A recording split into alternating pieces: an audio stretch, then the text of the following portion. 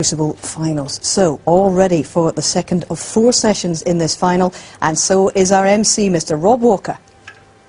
Good evening, ladies and gentlemen. What an occasion, what a setting, what a match. Welcome to the second instalment of this year's Betfred.com World Snooker Championship Final. It's the best of the best, once again going toe-to-toe for the sport's ultimate prize. We are in for quite a night.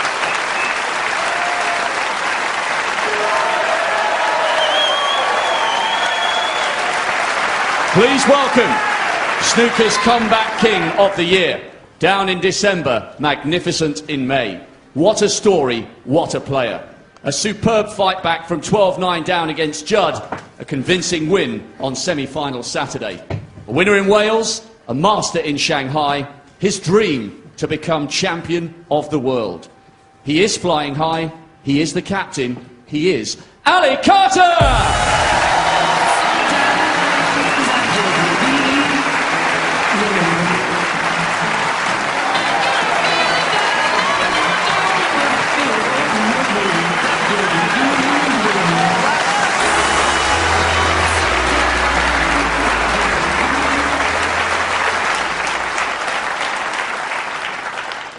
And his opponent, the most naturally gifted player ever to grace the modern game.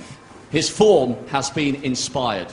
A standing ovation against Williams, 6 in a row against Robertson. He's played with a smile and quite simply been sublime. His 92 this afternoon was amazing. 3 world titles is great, 4 would be fantastic. He is so fast, blink and you'll miss him. The Rocket, Ronnie OSullivan!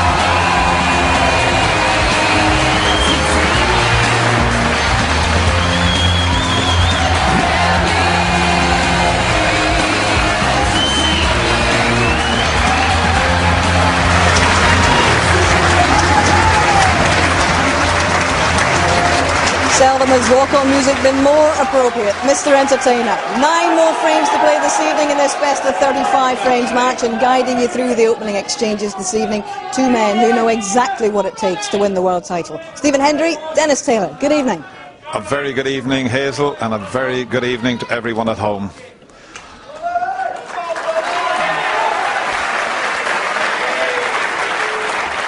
If this evening's session is anything like this afternoon's, we're all in for a treat.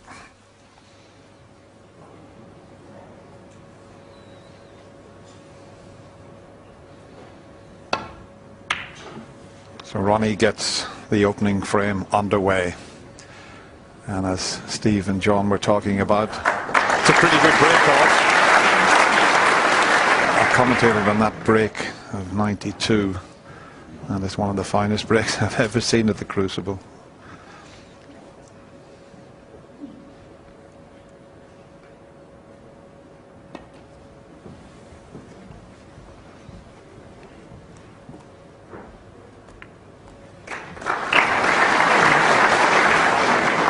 Well, if the black goes into the same pocket, he might just be tempted with this red. There you see it.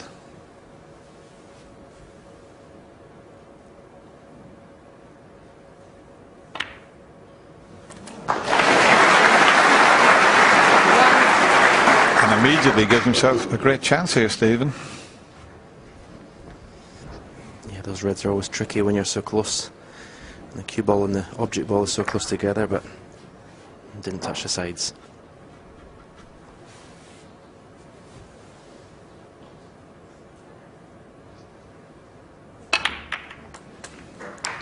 Hasn't quite come back far enough. But the pot success rate, as you can see, Ali at 89%. 8. We show you the white just stopping there. He was hoping to spin it back a little further. This is a tricky one into the left middle.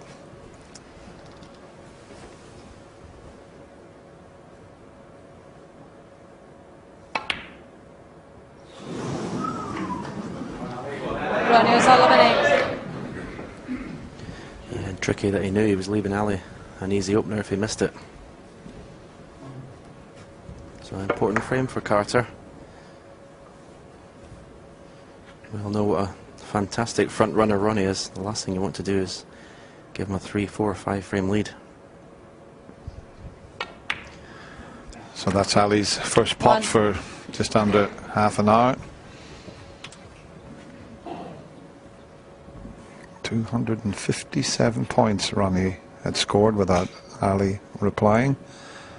But he's got a good chance here.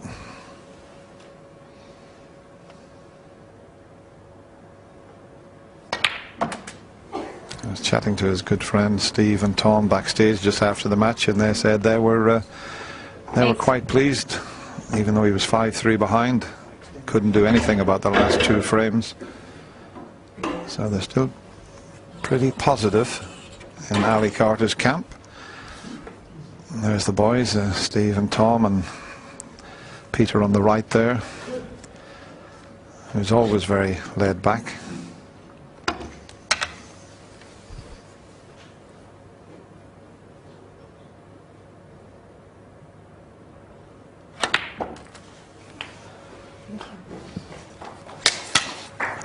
He needs a bit of an angle here to get out onto that red that's to the left of the bunch. Might just have it. Yeah, you can run it off 2 cushions and out onto that one just to the left of your picture.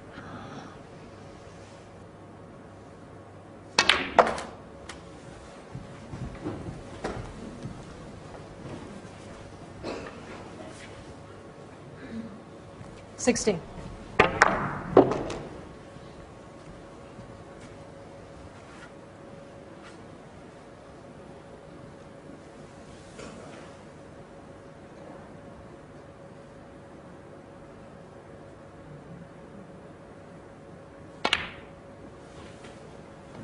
$17.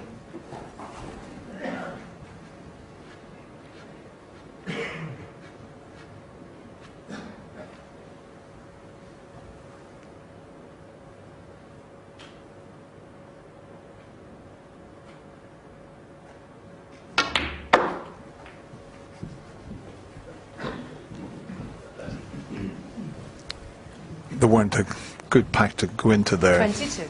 Camden into the pink, it could have gone wrong. There's one in the middle of the bunch that'll pot into the right corner, and the others are open nicely. So this is the key shot here. If he can push through or screw back and get himself onto a colour, he'll be moving balls here though.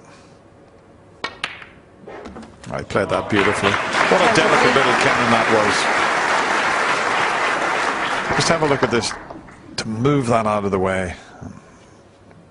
Give him 10 out of 10 for that.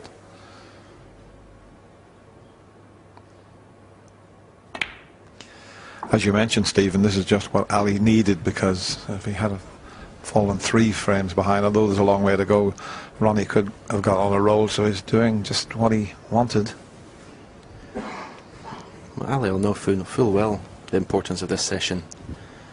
Playing 9 frames tonight, so even if he only lost at 5-4, he still makes him 3 frames behind going into tomorrow, so I feel he really needs to win this session tonight. 29.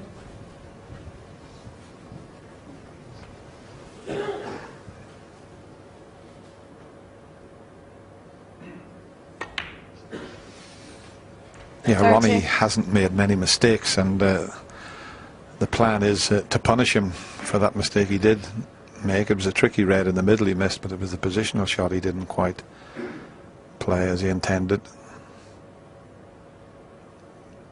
But it's so key for Ali to make sure he punishes that mistake. He had to finish up taking this red in the middle. It wasn't the one he intended to be on. Meanwhile, Ali's got to negotiate. There's a little gap between the pink and reds. He's got to be careful he doesn't go into that left middle pocket.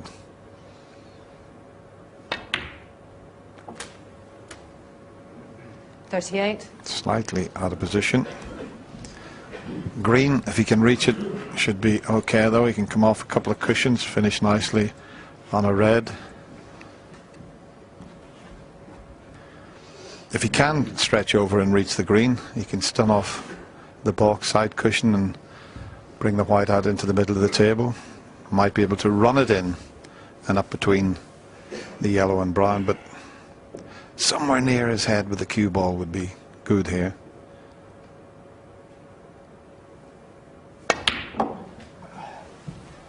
That's a bit too hard. Needs a bit of luck now. If the red next to the pink goes, he's fine. 4-2-1. Just about.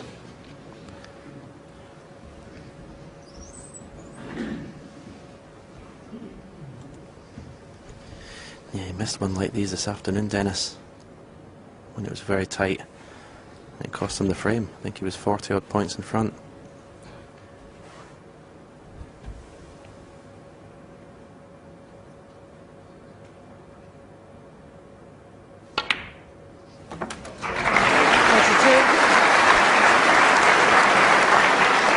Back in prime position. That wasn't the red he intended to be on, but it was good judgment there to miss that pink on the way it passed.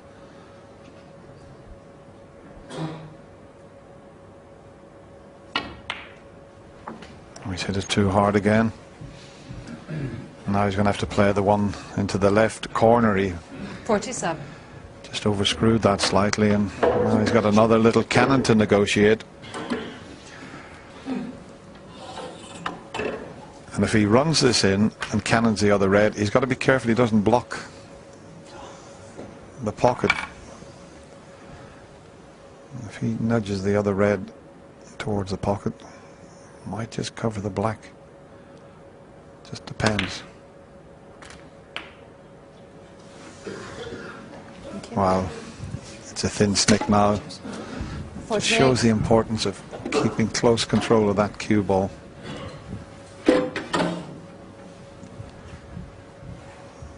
Now, this is a big shot here because he's going to go into those four reds. This is a must cut back.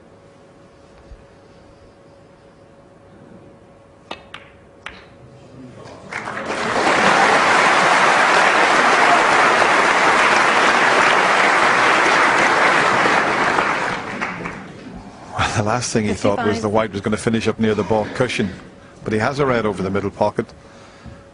And just be careful you don't go into the right middle pocket. This one over the corner.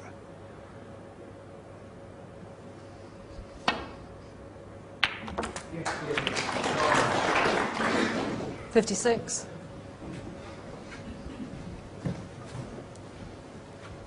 It's amazing when you play one positional shot badly, Dennis. It just seems to multiply the more pots you play.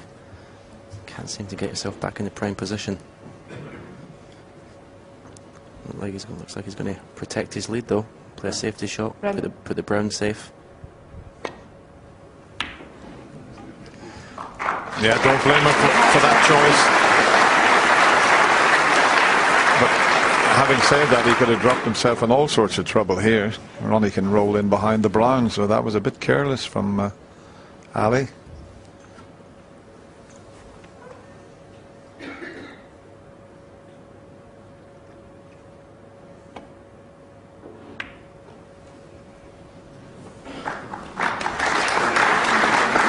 Has he got the snooker?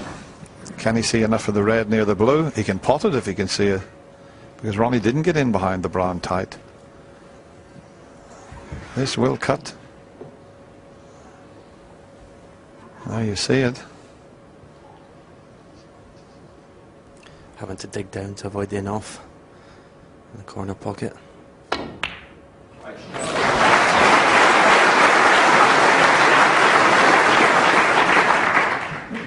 One.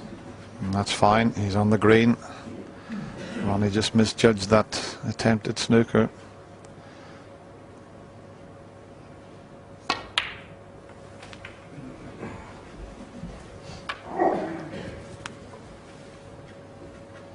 Four.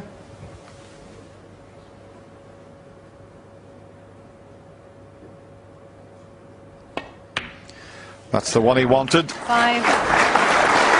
The best possible start for Ali Carter and his fans.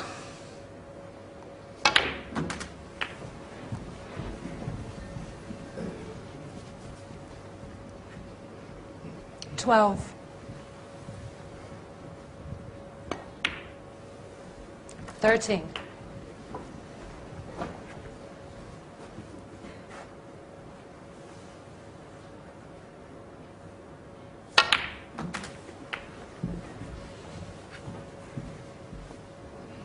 $20.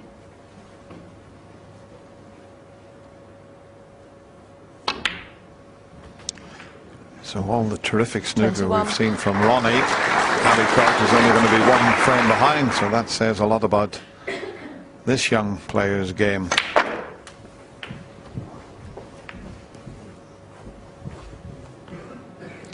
And he's gone 28. past the 90%, 91% pot success rate now.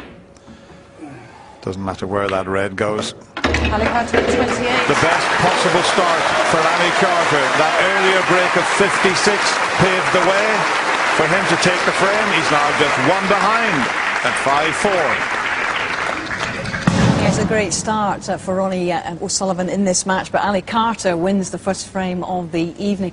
Now, we always talk about the R word, retirement, in relation to Ronnie O'Sullivan, because he's always hinted over the last few seasons that he might be ready to pack up the game or take a sabbatical or at least take a long break. And he was at it again yesterday, hinting that he might be ready to go at the very top this time. 36, knocking on 37, you know, how long can you keep going on? I think the chances of me winning are getting less and less and less.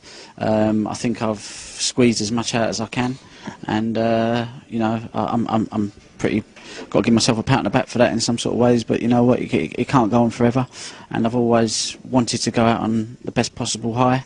Pete Sampras for me done it in the best possible way, and that was always an ambition of me. I was even thinking of stopping in 2008 because I thought, well, where do you go from here? But you know, it's just a decision I've just made. Really. Wow. So is there a real possibility that if you win, this might be the last year we see you at the Crucible? You know, I said I might. You know, I've weighed up a lot of things. I've got a long time off in the summer. I'll have at least 6 months off anyway, and then we'll address the situation. But you know what? It's been coming a long time. You know, I've had a lot of thinking about it, and we'll see what happens. But I can't think of any better way to go out than winning, being world champion, and not ever playing again. Ha ha. Very interesting, that. I think if I was going to talk about retiring, I think I would like to win the world title and then talk about it. Because if he wins this year, he's quite capable of going on and equaling the gentleman sitting next to me's record. Because he has got 7 world titles in him, if he puts his mind to it, Stephen. Yeah, I said that to John this afternoon. It's all about if he wants to do it, he's more than capable. As far as I'm concerned, he's the best player ever to lift a cue. No, if you're not enjoying yourself, you don't play. Yeah, that's the only reason to retire, if you're not enjoying it out there. But this year, he certainly has.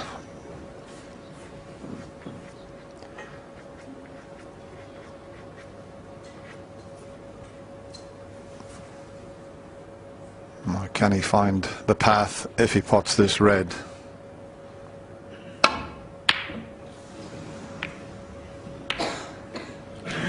Well, I thought he was going to get away with that, but the red has come back up the table.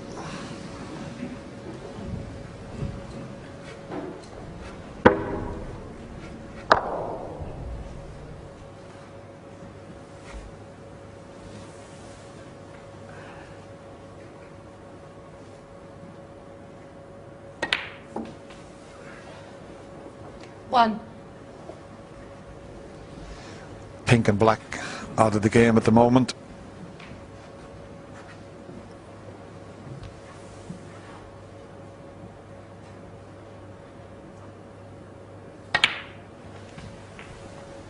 Could have played that a little better.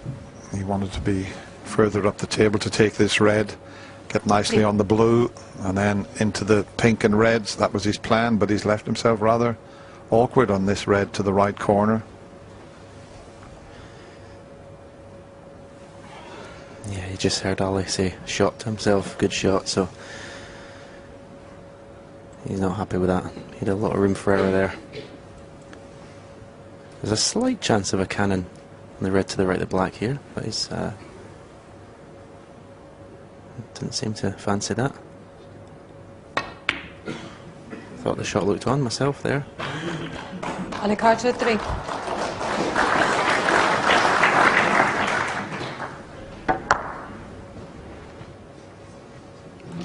Didn't quite, as I mentioned, get on that red as he intended, to go up for the blue and then split the pink and reds up.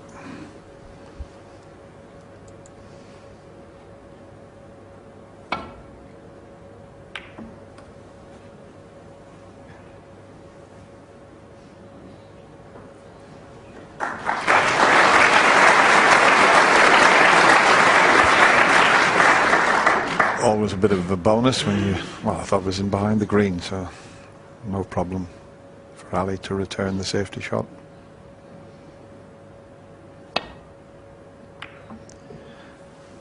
You always get a terrific round of applause when you finish tight up against the colour, but you're playing to leave the white on the cushion, Stephen, aren't you?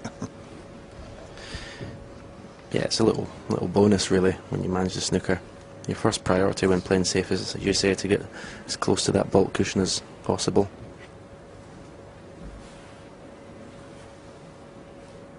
This is awkward cueing. You're aiming down something you can put a little bit more side on than you mean. And this also looks a great pace in the cue ball.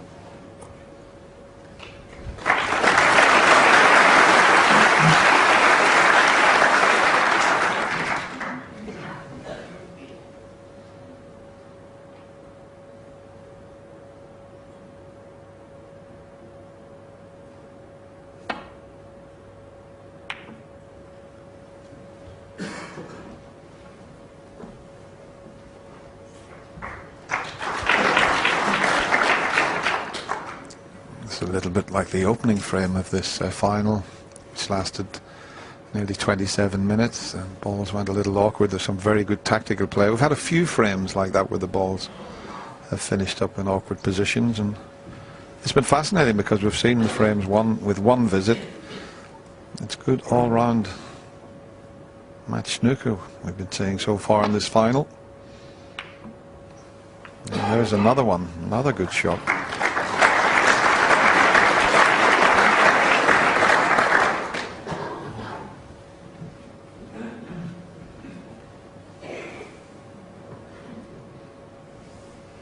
He's just looking to see if those two are a possible plan. He'd have to knock another one onto those two, which is the one he'll play safe off. So the one just the other side of the black, he'd be playing off that, knock it onto those two reds. You never know. Be a safety shot also, but in fact he didn't hit the other two reds, but I'll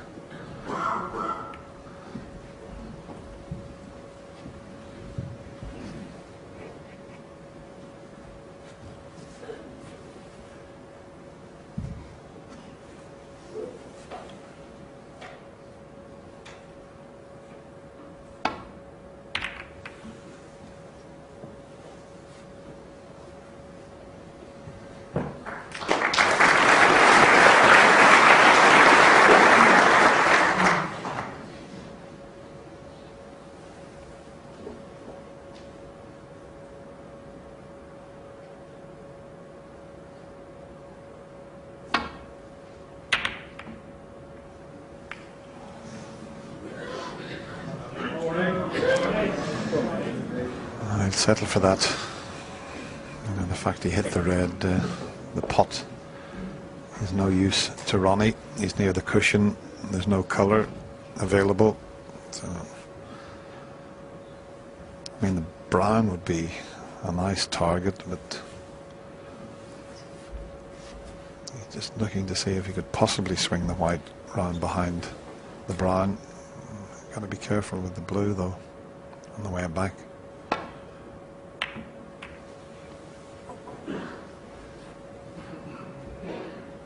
It's going to go tight up behind the green.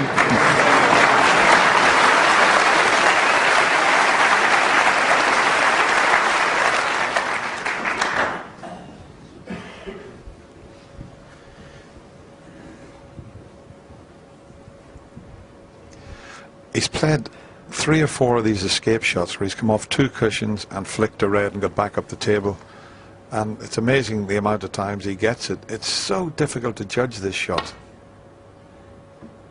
He's done it again. He has done it again. I'm going to have to say, of all the players I've seen, I've never seen anybody that judges that shot so well, Stephen.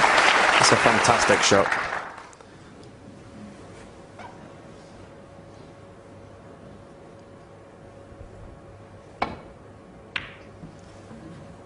Your fellow countryman might lose his title, Alan McManus, because Ali Carter, the way he judged those angles for that escape's superb.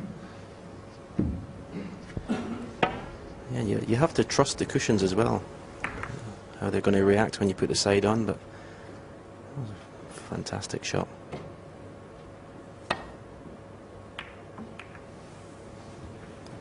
Not played this one so well.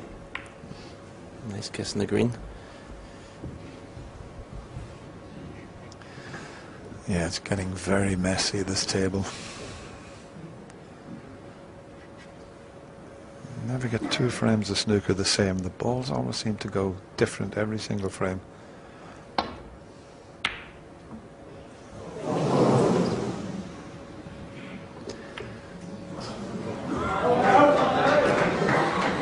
Well, he's got a pot, but okay, the yellow going near the pocket helps a little bit, but where's he going to get the cue ball to here?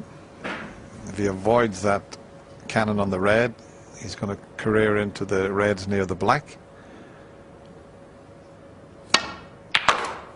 Oh, he's flicked the red. He'll take that one. That's amazing how he's caught the red and got all the way around the table. I'd be absolutely delighted with that result. As you say, there was no path back. I think you just, the pot was easy. He was just going to career into reds and hopefully be in something. Obviously, the yellow's near the pocket. Has he got the angle here to pop the yellow and just nudge the pink and red, Stephen?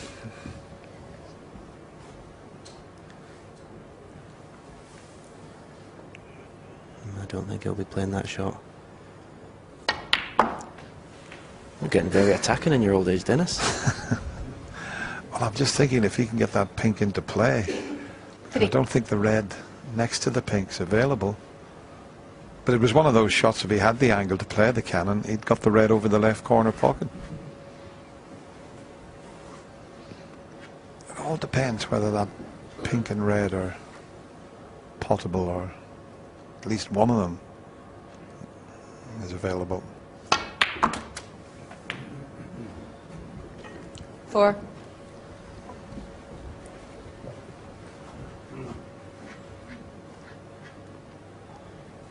See, the pink might just go in the middle pocket if you could get this side of it. He's going to get the green back on its spot now.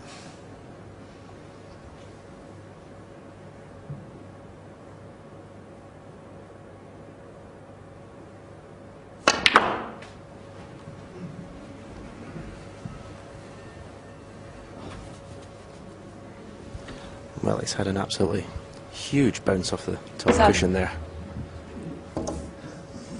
That kilo was going to be nowhere near there.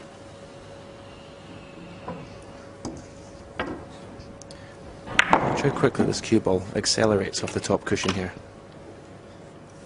It's almost like there was no cloth on it.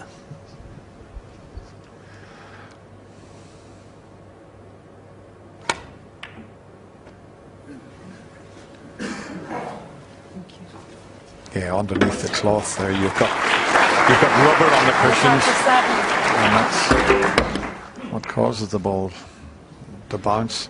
Some of the holiday camps I used to play at, the cushions were there just to stop the ball from falling on the floor, Stephen. They were that bad.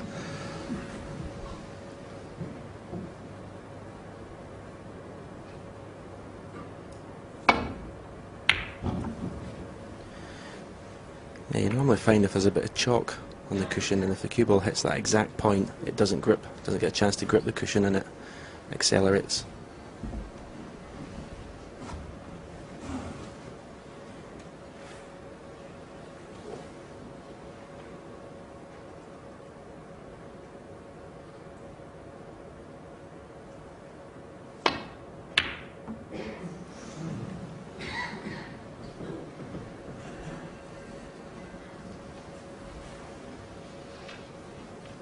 It's just starting to open up a little bit. Pink and blue now in the open, but the black, well, it's surrounded with reds.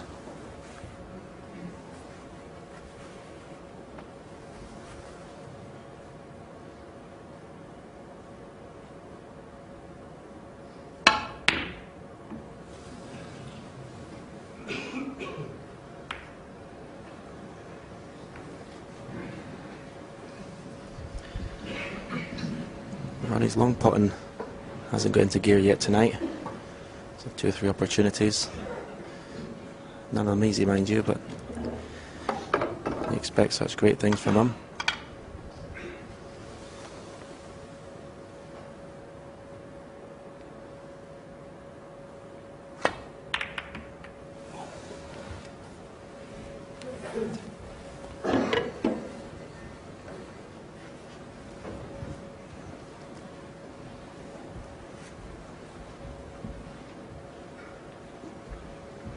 If the white had pulled up a little shorter, he could have played the snooker behind the brown, but not from there, he can't.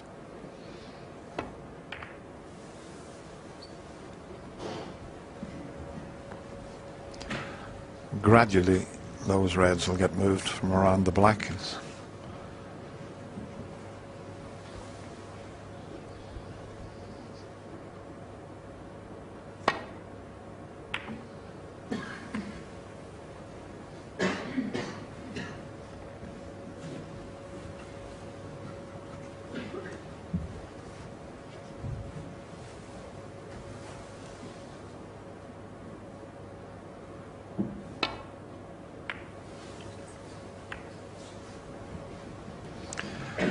That's poor shot. He's dropped himself in all sorts of trouble here. If Ali can get in behind the green.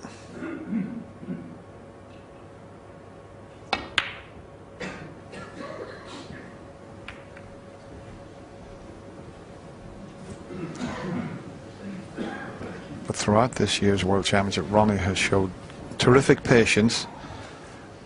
Something he hasn't always done here. Sometimes he can lose a bit of interest and just have a go at anything, but the way he's applied himself here has been very impressive. In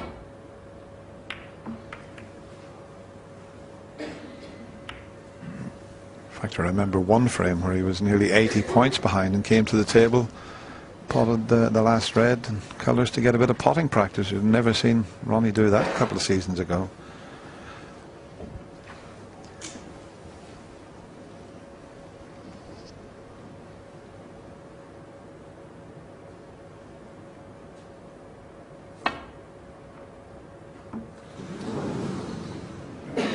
By one of us. Ronnie OSullivan, 4.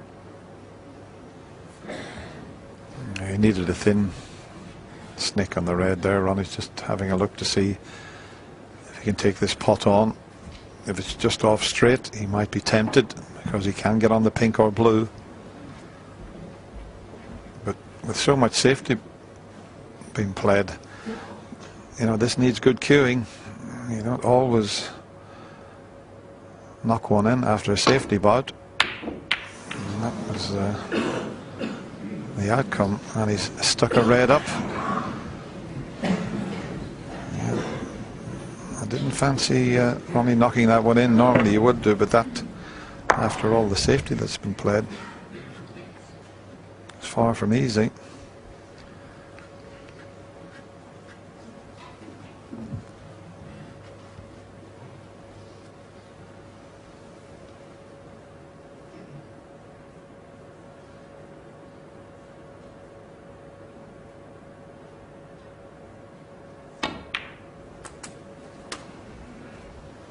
One.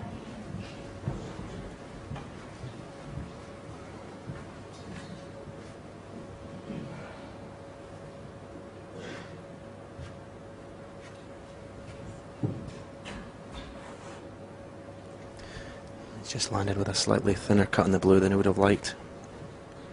Makes it a little bit more difficult to control the white for your position. You may have to play some sort of cannon to kill the pace of the white, if anything else. Yeah, and if he slips up past the pink with the cue ball and Cannon's one of those reds, it's so easy to slip out of position. That's why he's thinking about this. Well, let's see where he can get that cue ball.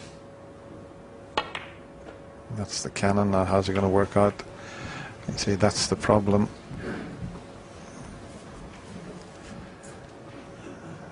And that's the 6. problem with that type of shot. Maybe you could have played with a little bit more pace, but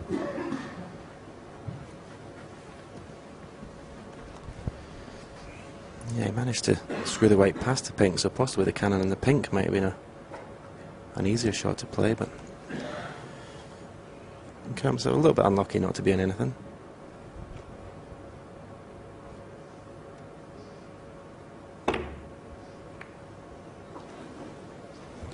Ali Carter 6.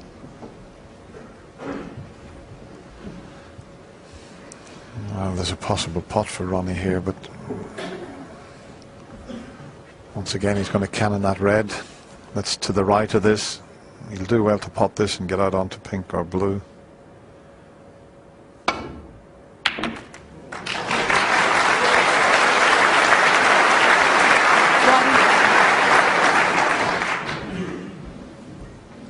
It's a tricky little pink, but he can drop on a red if he pots the pink.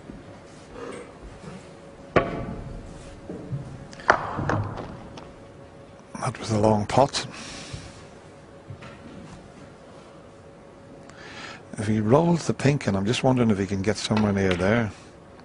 He's using 2 cushions to get there. And he has got on the red that I thought he might be able to get on. And if the black pot's in the opposite corner, all of a sudden, 7. with that one positional shot, he's got a good chance.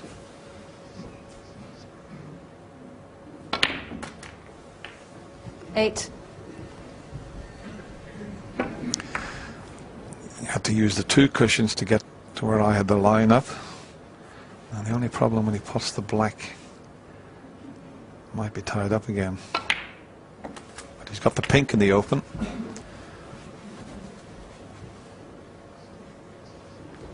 $15.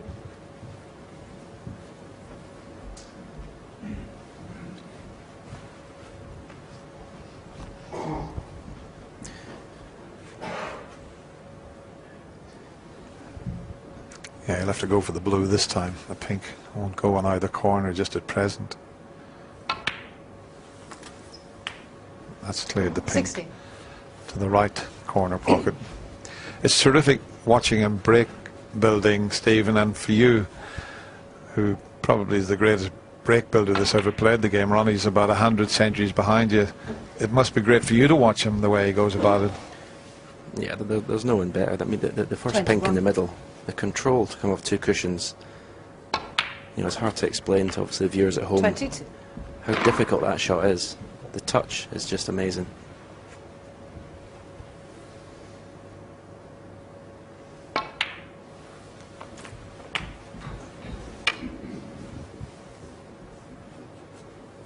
$28. 29.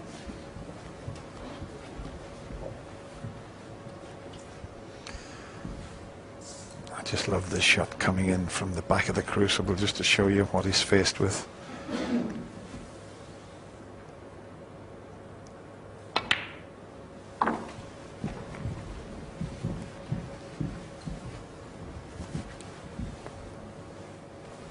$35.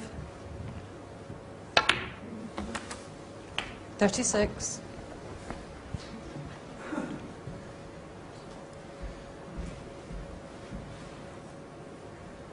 Just looking to see where he wants to leave the cue ball. He's going to have to develop something after this next red. Don't think the red to the right of the black pot's anywhere, so he's finished a little bit of an awkward angle here.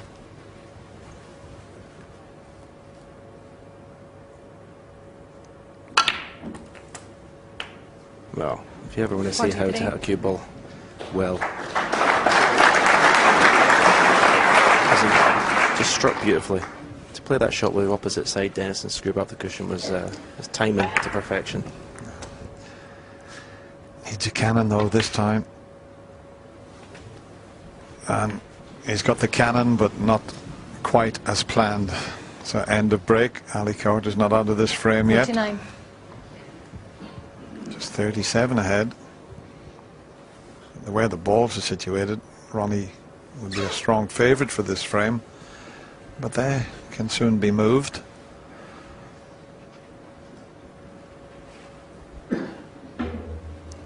Not a lot for Ronnie to play in behind here. He's going to keep the reds safe.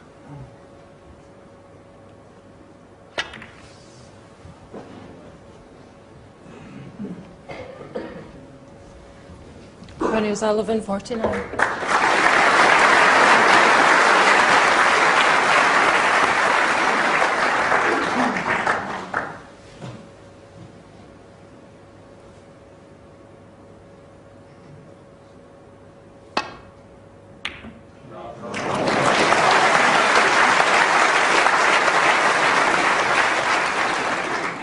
That's a terrific pot, and if he can land on this yellow, if he had to come out into the table, he would have taken the blue, but cushion first and in behind yellow and green. Yellow ball.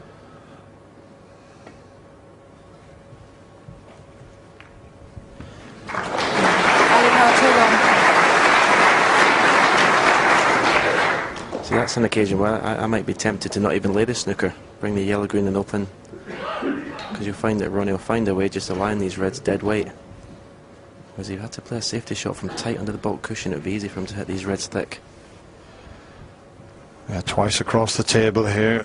That's his escape route. He's got to make sure he avoids the blue.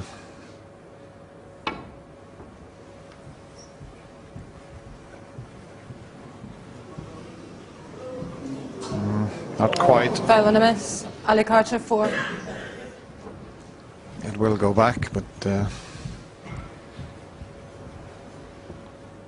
with a readjustment, you'd expect Ronnie to get out of this.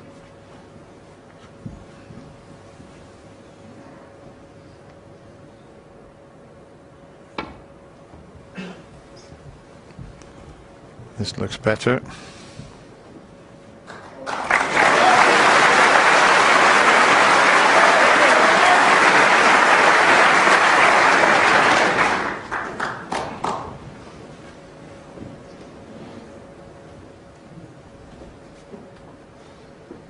That's a good point of yours, Stephen. It just shows you how different players think.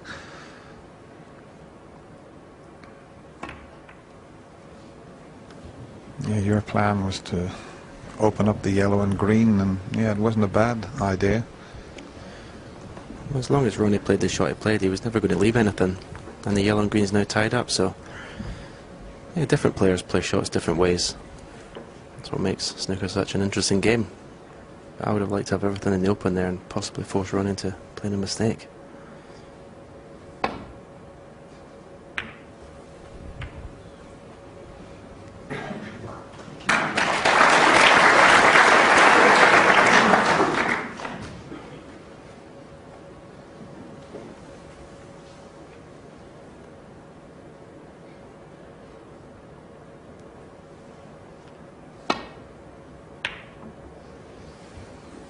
Well, this is a pretty good effort.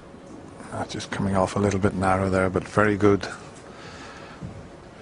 Longest frame was the fourth frame. That lasted just over 35 minutes. First frame was over 26 minutes.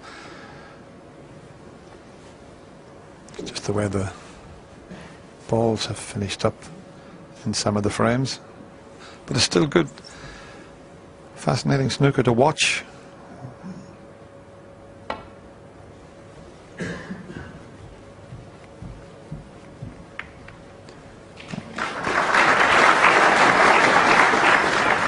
I think a couple of seasons we had a poll. The viewers could vote in, and they said, I think the highest percentage said they enjoyed the tactical play as much, if not more, than watching big breaks going in all the time.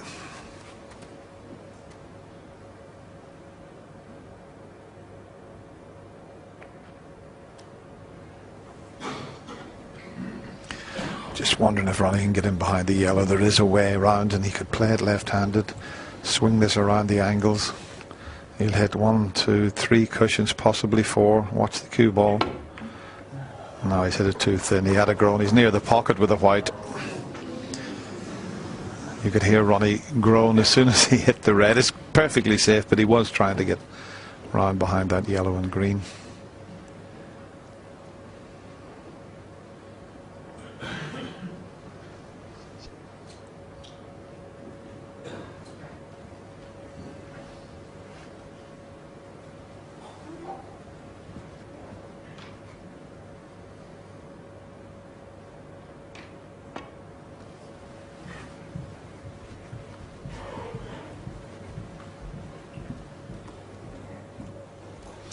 Oh, a touching ball would be good, and it is touching. Ali Carter didn't want to see that touching. Ronnie might just get in behind the yellow and green this time if he can pick the angle out. Just off the 1 cushion and ball cushion. Now it's going to cannon them this time.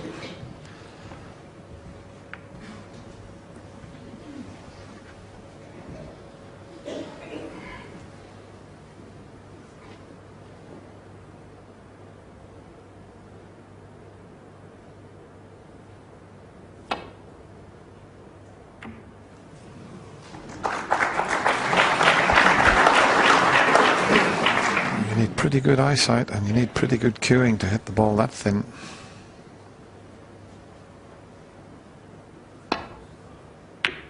This is close.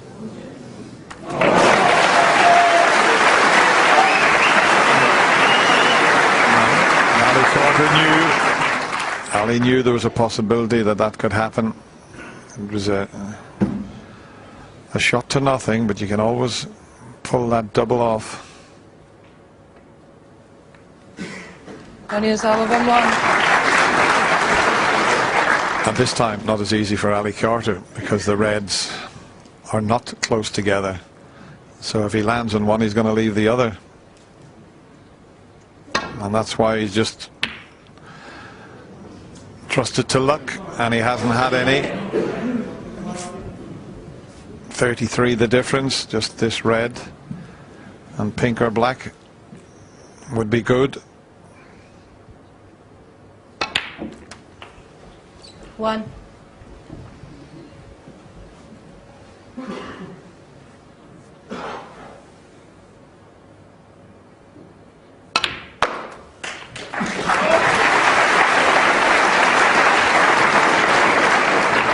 Well, 8. Ali Carter had a chance to draw level, but Ronnie O'Sullivan has stayed patient. And if this falls in behind the black, Ali might stay in his seat. Well, he knows it's not quite a snooker, so coming back to the table. Needs a couple of snookers at the moment. Don't blame him, where the brown, green are.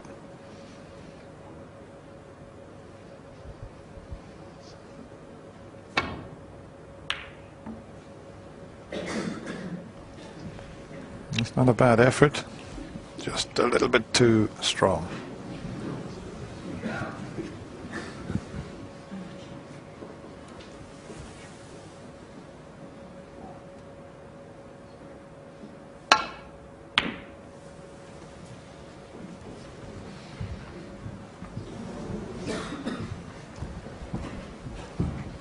He's got to keep this red on the table, the fact he needs 2 snookers.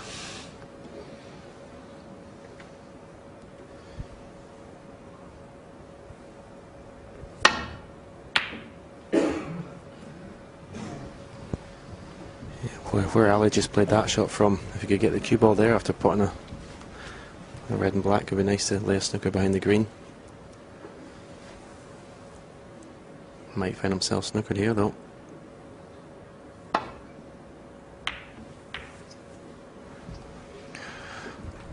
Well, I think Ronnie would have liked to have kept that yellow tight on the cushion. Now the yellow's in the perfect spot. Not that easy to get in behind the yellow from here though. but it.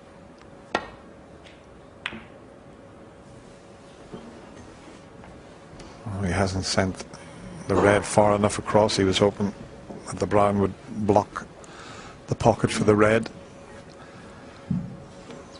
So this pot, and it wouldn't matter if he potted the red if he went into the middle pocket, the left middle pocket.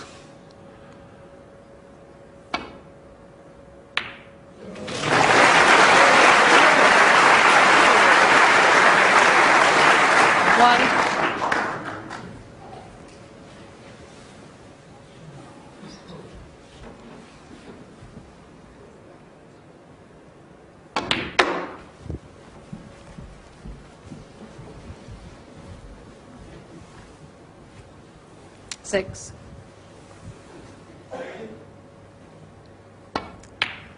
So it doesn't matter what type of frames they are. Ronnie O'Sullivan remains fully focused, as he has done throughout this year's World Championship. 11.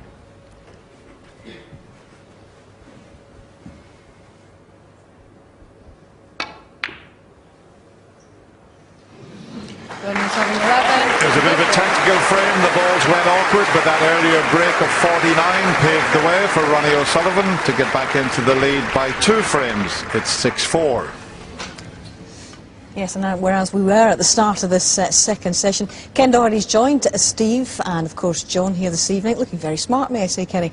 We were talking about Stephen Hendry and his choice of words and, indeed, of Carter's shot in that one, particularly in that cat-and-mouse exchange. There was one particular shot. Yeah, there was a snooker when he potted a red. Now, if you just freeze it there, now, you have to think about the scorers here. He's quite a few behind. He's got 3 reds safe. Now what he does, he rolls up behind the yellow. But what Stephen said in commentary, what he could have done is either bring the yellow and green into play. But Steve said as well that what he could have done is maybe brought the brown into play, stun the cue ball over to the green and yellow, bring all 3 ball colours into play and put the pressure on Ronnie to bring those 3 safe reds out into play, because Ali Carter needs them all, so he needs all the balls out into open play. So he sort of missed a trick, because those 3 reds together were quite a big target, and after Ronnie had 2 attempts he hit them, so it was still all safe. So bring all the balls into play, and then the next chance you get, you have an opportunity to win the frame. Yeah, at this level, sacrificing snookering your opponent with the chance that actually if he can hit one he might do more damage is quite a clever thing to do. So I think probably Stephen Hendry was right in the commentary box that Ali missed a bit of a trick there. I must say though that, you know, when you're watching it from afar, you know, it's so much easier to pick the right shot when you're not having to think out there on the table. But you know, some clever tactical play sometimes can win you a frame, and it's just as important as potting the big shot. It is actually fascinating listening to you 3 when we're watching this, discussing what should be going on out there. And it's very tricky, obviously, out there, but is it enjoyable for you 3 as world champions to pick holes in what other people are doing? Well, it's very exciting to watch as well. I mean, one of the features that's been of Ronnie's play for the last, what, 15 days we've had here, is every time he's been pressed and someone's come close to him, he's pressed the accelerator and gone away again. Are we seeing a start of it here? Yep, Ali Carter has been attempting to tie many knots so far in this final, and so far O'Sullivan has been pretty adept at untying them again. Yeah, great to have 3 world champions in the studio, and Hazel, well, you're my world champion.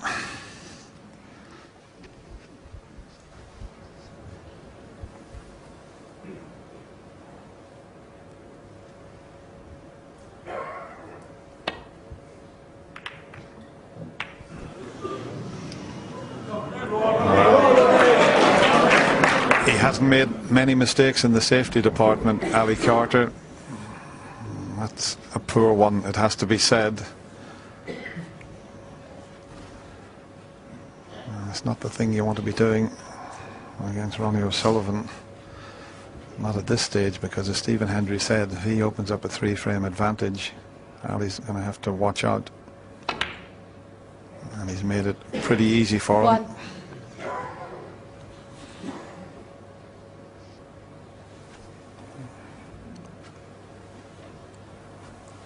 Might have to put a little bit of side on this by the looks of it.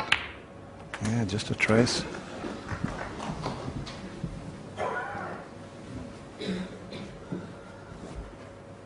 Eight.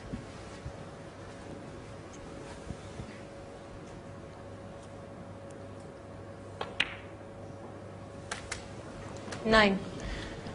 It was interesting to hear Steve saying it's a lot easier in the commentary box to decide the shots. I mean, in some way I agree with him, but in another way I think that's what separates the winners from the losers, being able to play the right shot when the pressure's on. I'm not going to put any pressure 60. on you, Stephen, but that's it's very, very early days, but that's 2 reds and 2 blacks, and I can see another few here. 17.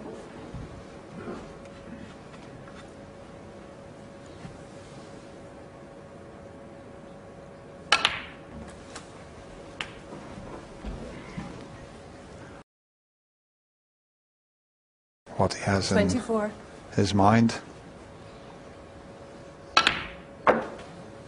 25.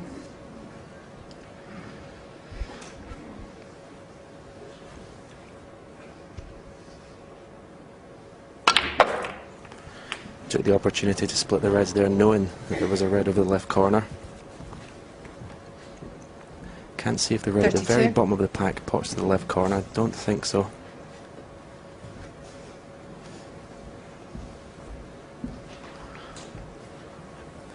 There we see, that's what he's looking at, because it's there an awkward pack to go into from the black until he moves that red away.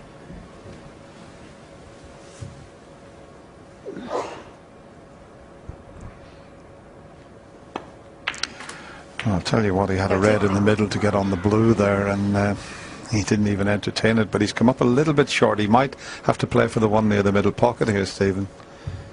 Yeah, he's got a natural angle to get on that red. And it's not too difficult to finish the right side of it to come back for a black.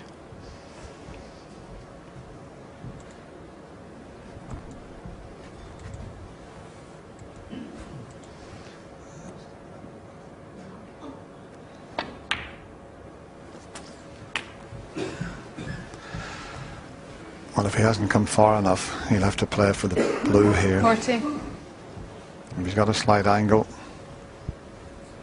he could play for the black.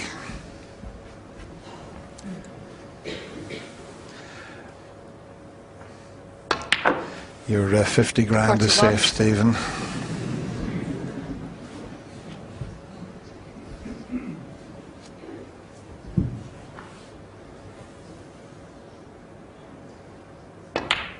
If another player does make a maximum break, they will share the £40,000 for the maximum 46. plus the 10,000 for the high break.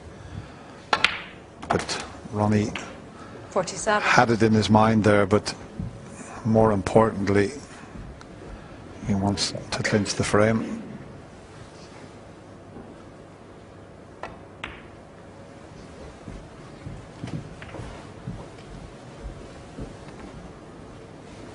$52. And that red you mentioned a while ago, Stephen, he's dropped perfectly onto it. 53. Yeah, so if he did have an angle on that red in the middle, he would have had a chance.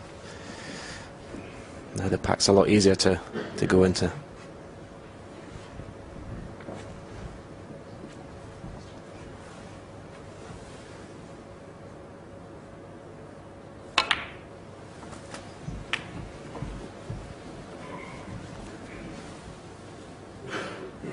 $60.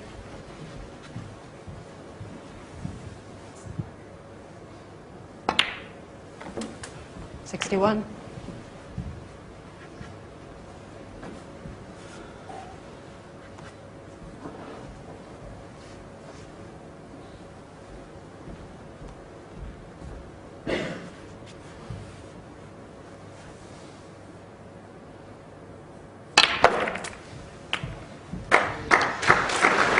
Well, that's a little unfortunate. 68. He plays that shot so well, the white stops and then it spins again, but he's not quite safe. He only needed one more red and he didn't drop on one. And he could do with a red on the cushion, so if he can pick out a safety shot that he can push a red save. Just watch this again. The white arcs, stops, spins again, but somehow didn't leave one on.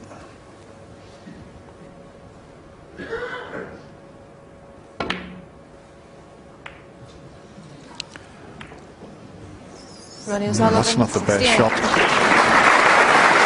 far, that's a pretty poor end to that effort by Ronnie. There's still enough there for Ali Carter, and if he can pull one long pot out here.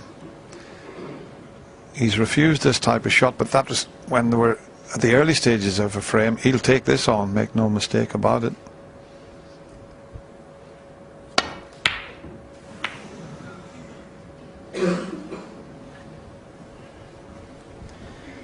I'd be disappointed with that one. He'll know that was a great chance.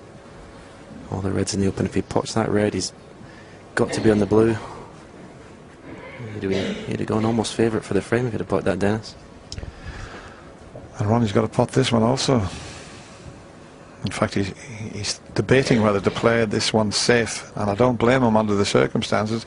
Sure, that shows you how focused Ronnie O'Sullivan is.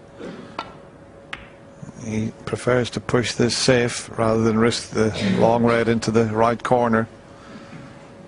He could have done with snookering Ali on that red that he pushed safe. He lost a couple of frames against Stevens, didn't he, in the semi-final from having big leads, so he's learned a lesson.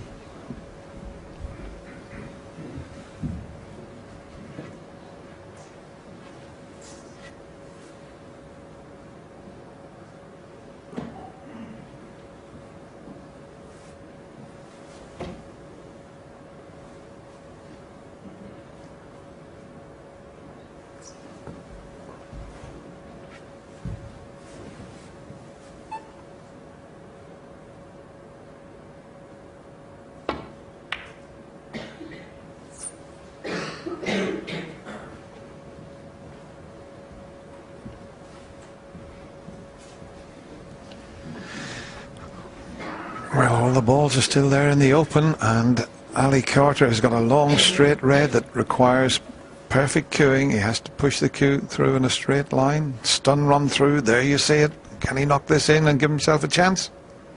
Beautiful shot. Also, you've seen how still he kept his head, which is also really important.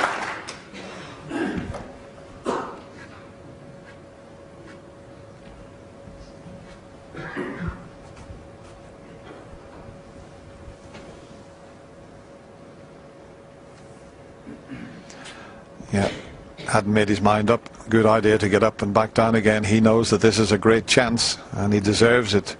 There's the pot that he was faced with. And watch this for cueing.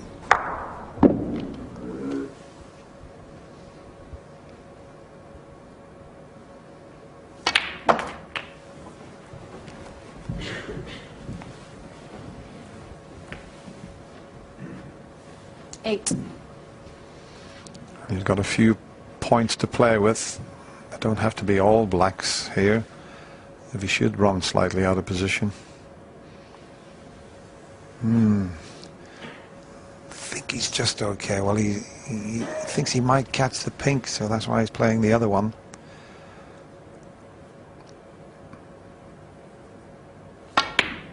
But as I mentioned, it was an imperative that he got onto the black because of the number of points available. He hasn't come far enough with Dennis. He's going to leave himself, unless he's got an angle to going out of bulk, which I don't think he has, he's going to leave himself further away from the red than he definitely planned.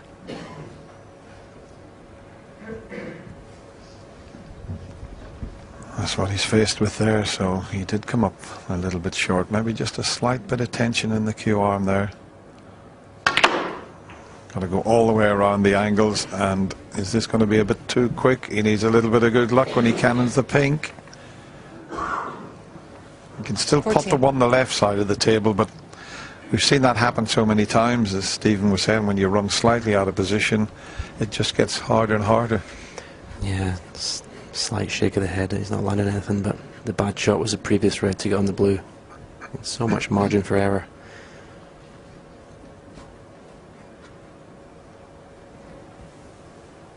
Probably play for the blue into the left centre here.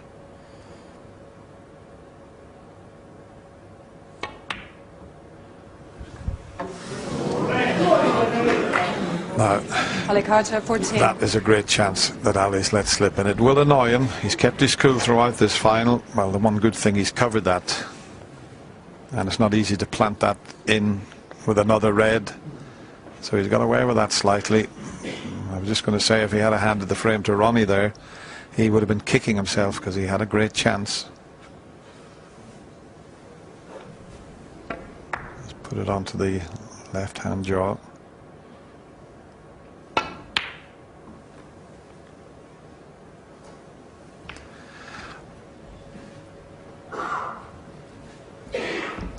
Tell you what, that's a clever shot, considering he didn't think about it for very long, because the one that he's covered that, but the red that cannoned into the blue is awkward to get to.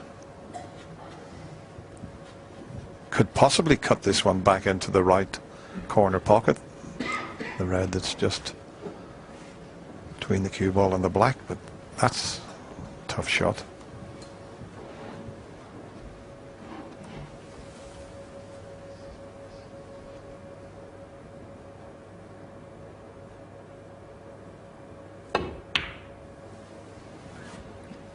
No attempt at the pot there.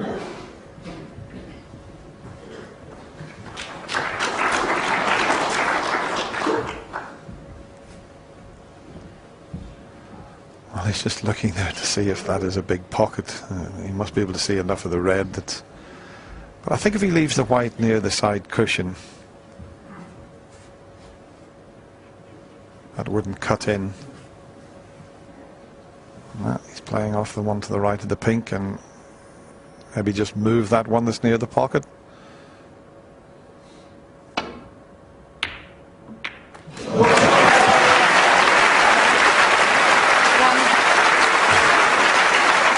Well, he certainly moved it, but to plant it into the pocket was a bonus, because from that distance to judge that, you know, he was just, I'm sure, trying to move that, and the fact he planted it in was a big bonus there.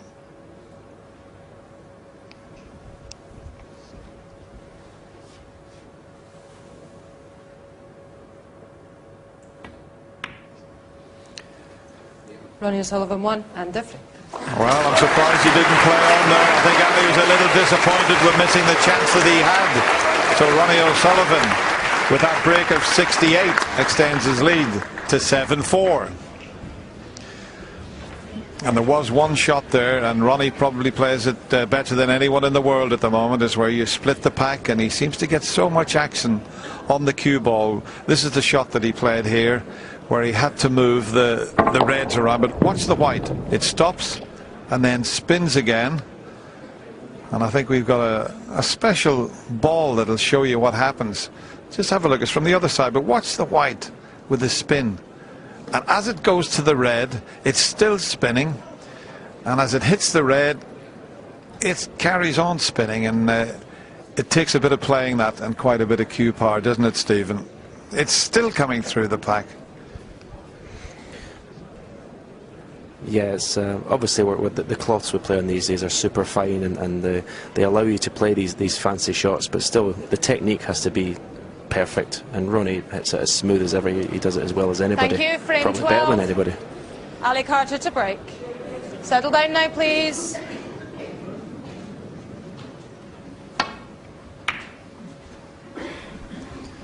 Ali gets this final frame of this session underway. We go to the mid-session interval after this one. He could do with taking it.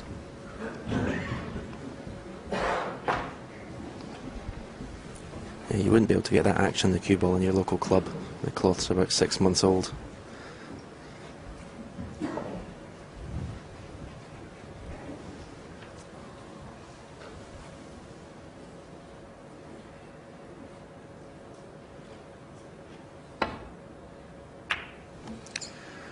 Yeah, well, I hope people don't try it in their club, Stephen, otherwise they'll have to get the needle and thread out, because they'll rip the cloth if they do. Another good safety shot from Ronnie O'Sullivan.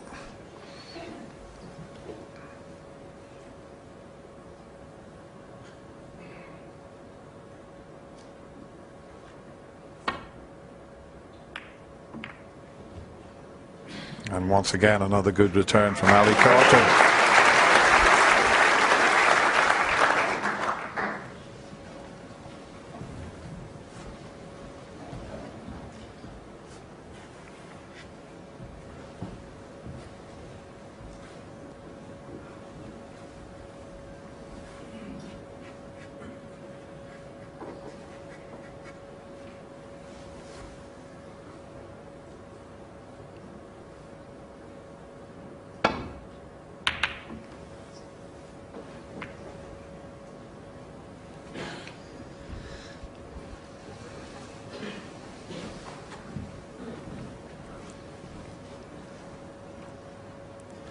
Well, that last shot has knocked the black safe. Not that Ronnie was hoping to do that.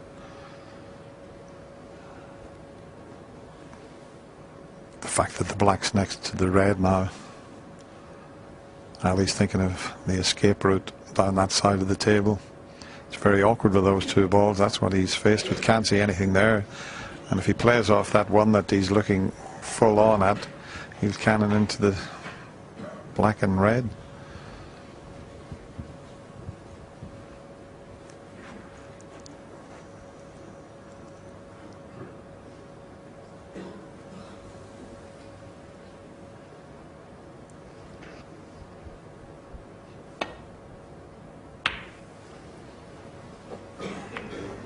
It's about the best he could manage there.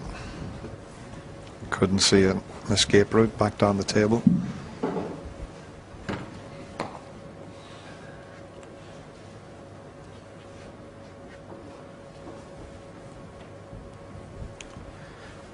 I think he can plot the left of those two reds to the right of the pink into the left centre.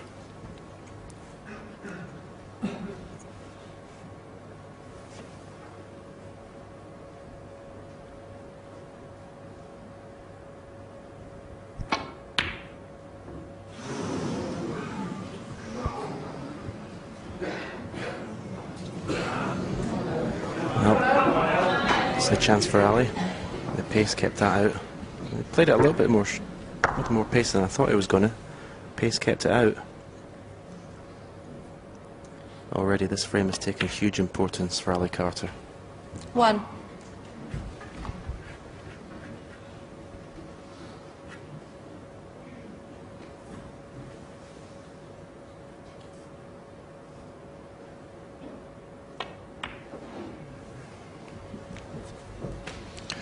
Well, as I mentioned, the black's out of commission and the pink, it might be available into the 6. left corner, but that's the right corner and clearly it's not available there.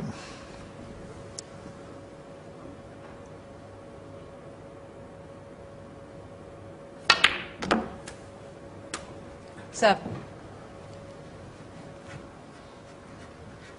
You can get it for the middle pocket. I think it was also available into the left corner.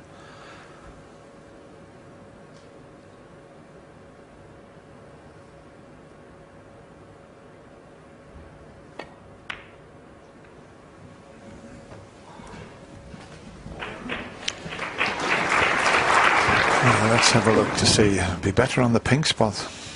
Michaela will check if the spot is available with the ball marker there.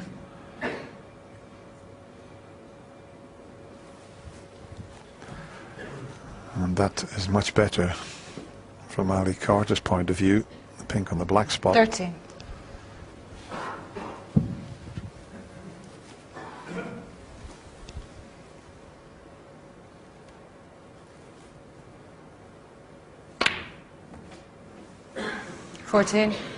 Oh, nearly went in the middle pocket. He misjudged that. He was playing for the blue, and let's have a look at this again. He didn't quite get enough screw on it. Hit the corner of the pocket. So already it's a change of plan.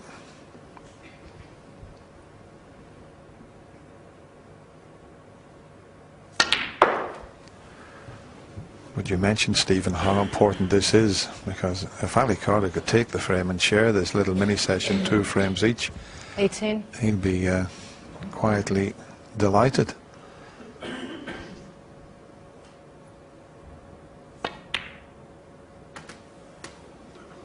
$19. And also it would eradicate the disappointment of not pinching the last frame,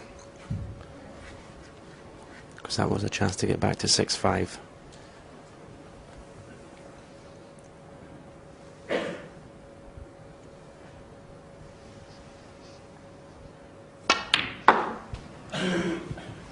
But he's just letting the cue ball just run slightly out of position. Once again, he played for the blue 21. and hit it a bit too hard, had to take the yellow. He had a long way to travel to get to the red. Now he needs the rest. You can screw yourself 2 cushions for the pink into the same pocket, but may choose to play for the blue.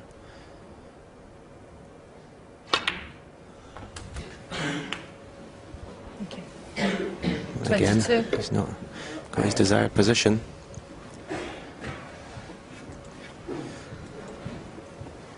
Not too difficult to come in and out of bulk here. Be playing in between the yellow and brown probably. He's got a choice either to go into the reds, or if he gets somewhere near the line, he can finish on either of those reds. Just depends how he feels. He's into the reds. Is he unlucky? He is. 27. He had a couple of choices and chose to try and split the bunch. And he's a bit unlucky not to drop on one of these two that I'd mentioned. He could have played on. Got too close to the brown there. Yeah, as you said, playing at that pace, he was definitely going into the bunch of reds. But having missed them, perhaps a little unfortunate not to be on one of these loose reds. But he's just not getting pinpoint position, Ali, when he gets in. It's tough when you're behind in a match and you're chasing. Sometimes you put so much effort into the pot that you forget about the position. Ali Carter, 27.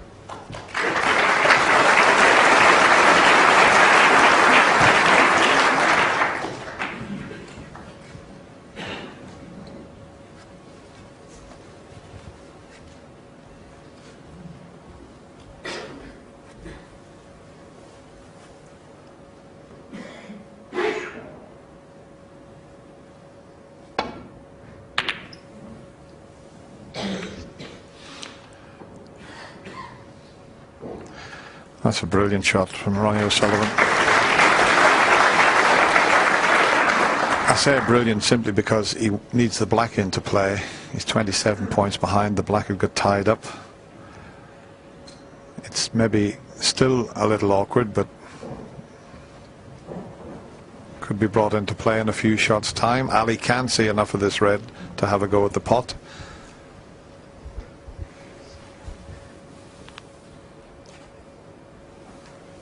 Yeah, Ali shook his head when he came to the table. Ronnie had a slight little nudge on the brown. I think Ali would have still been in trouble, but nudging the brown has made him snookered on all the reds, I think. Even you can see the right hand side of this red, he certainly can't get back to bulk from it.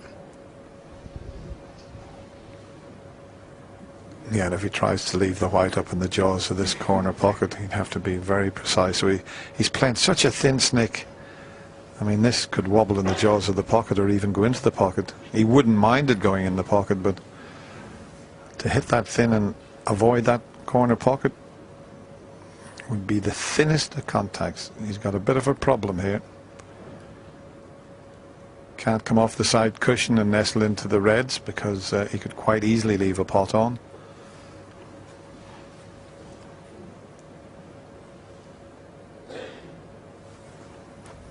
If he does try the thin one here, he doesn't have to hit the left side of the pocket. If he hit the right side, he could also get back down the table.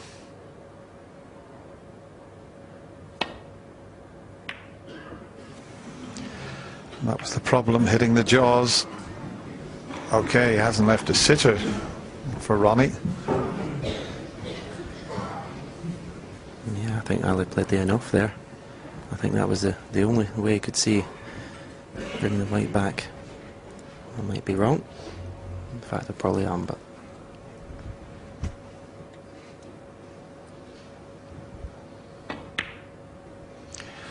That was always going to be tricky. So it's amazing. Ali's poor shot has got him in. It's amazing how that can happen sometimes. But when you're cutting them back into a blind pocket like that, it's so easy to put them on the, you know, the corner jaw. 1.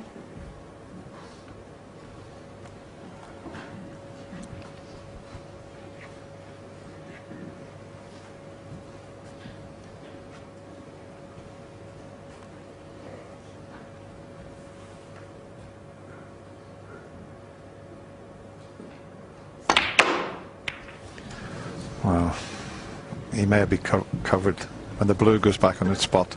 I don't think he can get to this red. That's probably one of the worst 6. positional shots that Ali's played for quite some time. Can possibly cut the other one in. That's not an easy shot by any means.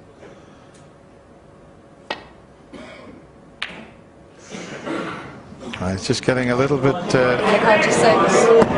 annoyed with himself, which he hasn't done, just dropping the cue there. I mean, that positional shot when he cannoned the brown was very poor. Well, can Ronnie punish him? I mean, Ali's kept his focus, he's kept his patience, but that will annoy him.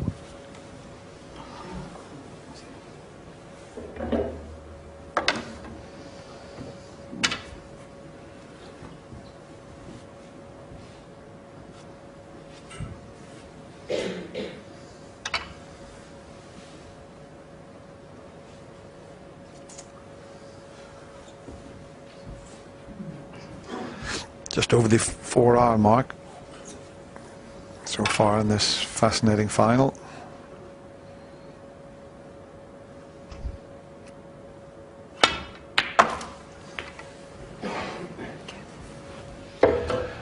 One. He's on the pink, but oh, does the black go in the middle pocket? Does the black pot in that right middle pocket? And can he get on the red? Well, there you see it. So one good shot.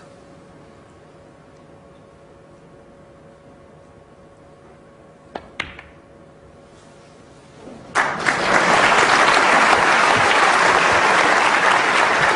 all of a sudden, the chance is there. 8. He thought long and hard about 9. his previous shot with the rest, but he did well. It looked as if he'd played to get on the pink, but he knew the black would go.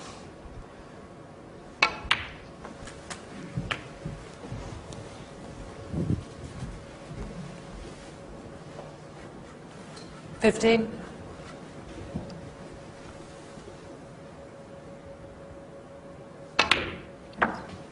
$16.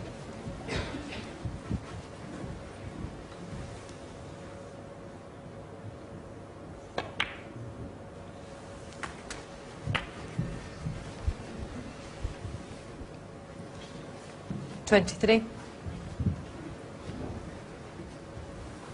Can he just change the plan slightly? Straight on that red, and he just rolls in for the black. Now he's having to screw back. He's got to watch the middle pocket here. 24. It's Ronnie's turn to be slightly out of position. This isn't a gimme by any means. If he had got the correct 30. side of that pink there, it would have been plain sailing. It isn't at the moment. So Ali Carter knows that this is a key shot coming up.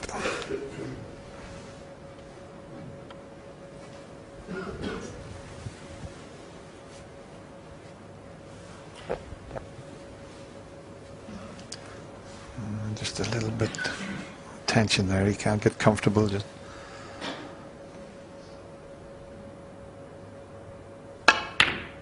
where's the cue ball? Where's the cue ball? Oh. Ronnie O'Sullivan 30. Ali Carter Amazing. 4. It just shows the importance of not getting that position pinpoint what can happen. I mean, very unlucky to screw back into the middle pocket. It was a terrific pot.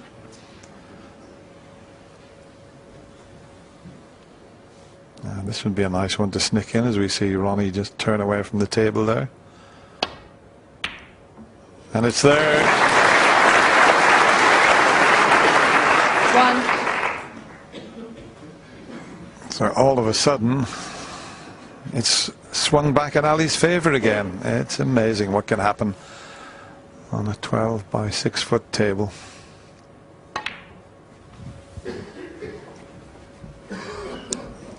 All about the angle he gets on the black now.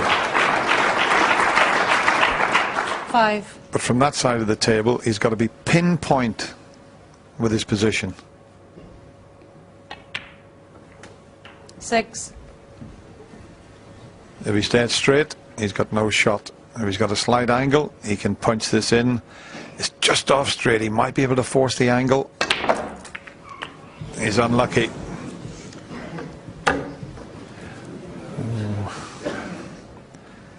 13. Just in the last frame, Ali just showing a little frustration. Not a bad thing, you know, it shows you what it means to him. Yeah, but he's kept his focus so well, hasn't he, in the semi-final all through the tournament. I think this is where Mr. Ebden will come in handy, I think, Dennis, at the interval.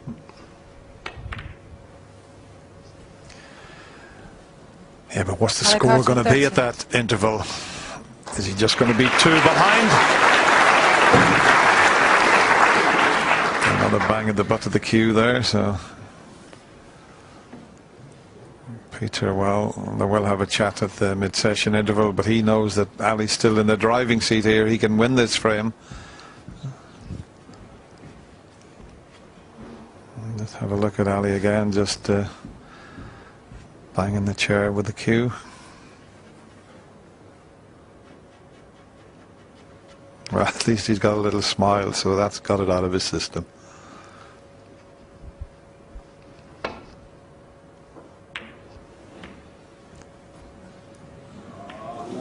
That's okay. Oohs and ahs from the crowd, but kept the red safe. He might be in trouble after the next shot, though.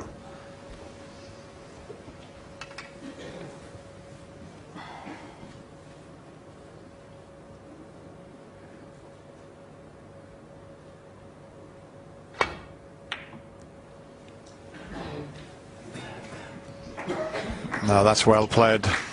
That's very well played from Ali Carter. Now, is Ronnie going to be as good as Ali at the 2-cushion escape to get back up the table? Just as good. Might even get the snooker back here if it checks up. A little wry smile from Ali Carter, but he knows that Ronnie played a terrific escape there. Can he just see the edge of the red? I'm not sure if he can or not. If he can, he's okay. But he can only see it right on the edge, and he might knock it towards the corner pocket.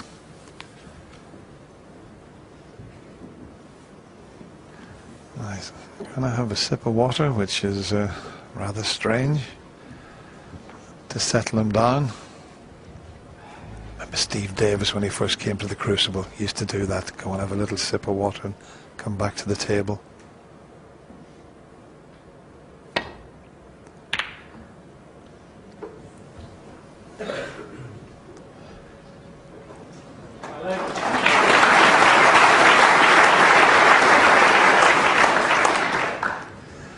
Well, that's what he's faced with. It would be some shot. If he takes it on, he'll automatically finish on the black. Let's make your mind up time for the rocket.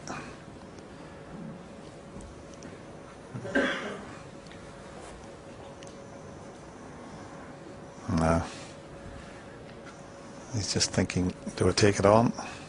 Do I play a safety shot? I don't think he's decided he's going to have a go.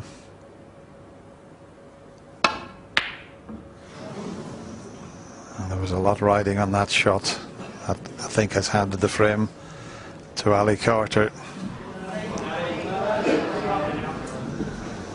Little wry smile from Ronnie. There was just a bit too much pressure in that attempt.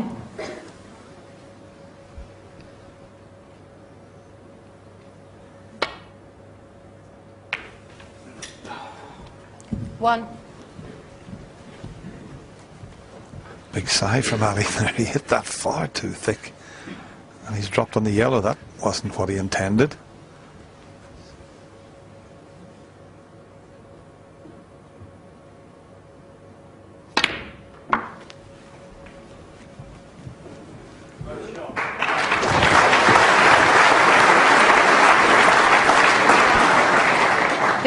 Well, he made it difficult for himself, but that was a good recovery.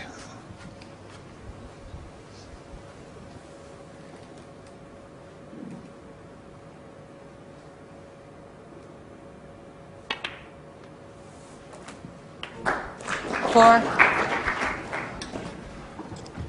So just the pink needed, and then Ali can relax a little bit again. He did get a bit frustrated in this frame. 10.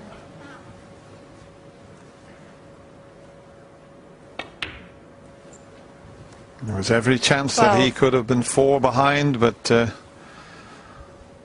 he'll be delighted now. Ronnie's already on his way out of the arena. So that was an important frame from Ali Carter. And in the end he took it, and we're all square in this little mini session. Ronnie leads by 7 frames to 5. And what a key frame that was for Ali Carter, for his World Championship hopes. A man who's already been in one final, 2008, against the same player, Ronnie. Lost 18 frames to 8 then. But said, I chatted to him for a long time last night, said he feels a completely different player 4 years on. Peter Edmonds given him a lot to think about, sitting out in the chair actually.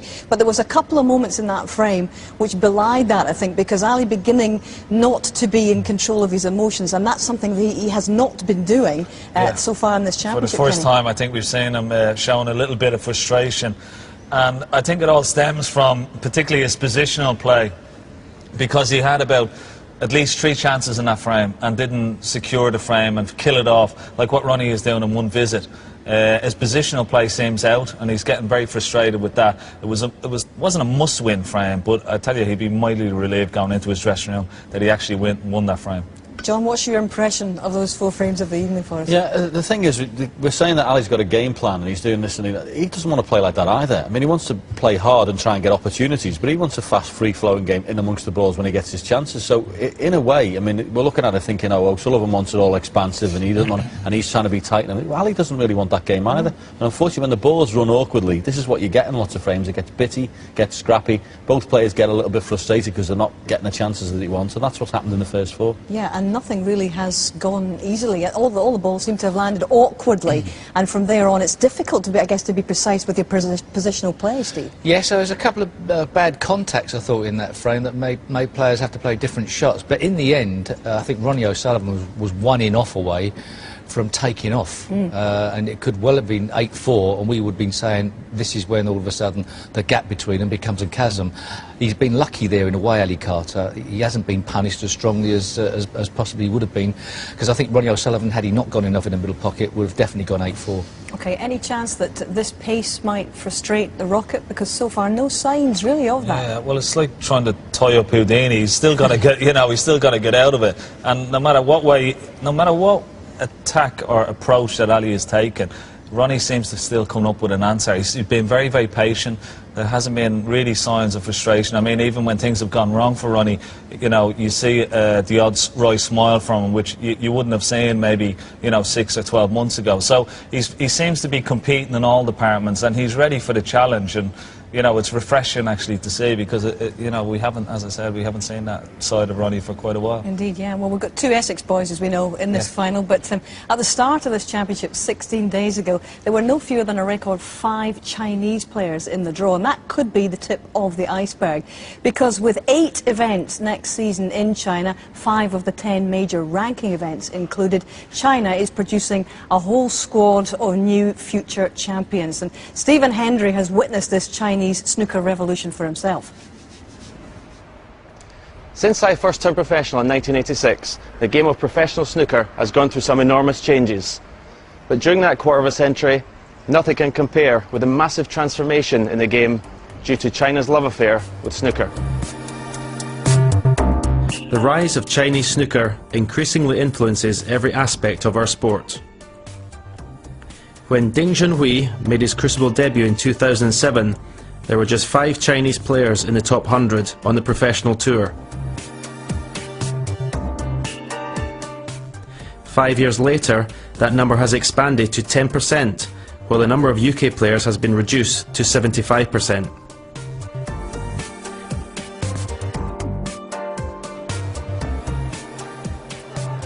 Ding is still the biggest star in the Chinese firmament, and the face of the game in his home country and abroad.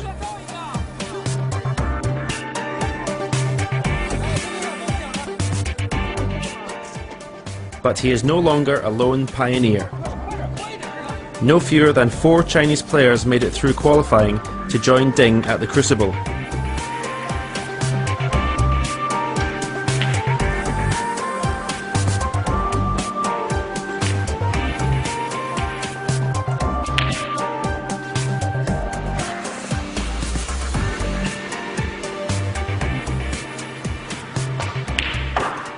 Snooker's a meritocracy now. You know, it's entirely dependent on talent. Wherever you are from the world, you have your chance.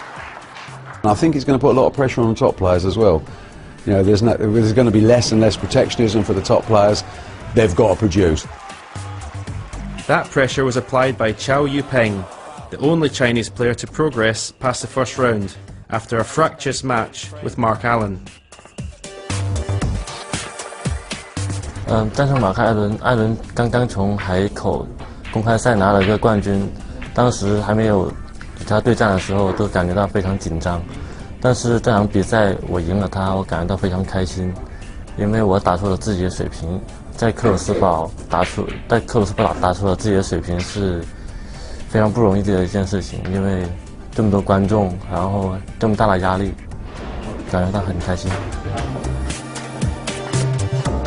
He's quite clearly a very, very good player, and his ranking position is probably the most false ranking position I've ever seen. If he keeps up like that, he's got a very good future. At the moment, that future is in the UK. Chow, like many of the Chinese players, has based himself in Sheffield to take advantage of the Star Academy at Sheffield United's training complex. They tend to come from wealthier families. That's the only reason they get over it, a little bit like when they're students as well. And there's lots of youngsters coming through. There's a Chinese ranking system over there. They encourage the youngsters to start very early. There's good players over there from 10, 11. And you know, the ranking really depends on whether they come over here or not. But how long before there are enough practice partners and tournaments in China for the exodus to be in the other direction? Woo!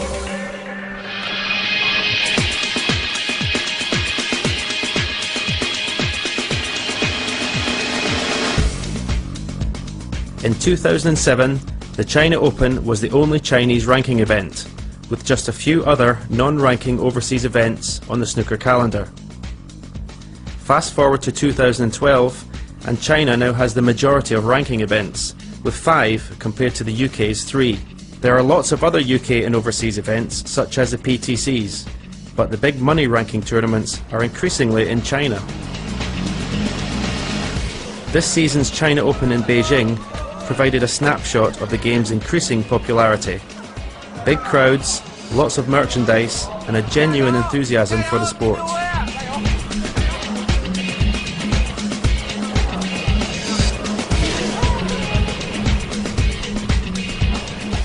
Every player in the top 16 was there, but despite a prize fund of £400,000 and a winner's prize of £75,000, not everyone is enthusiastic about travelling overseas.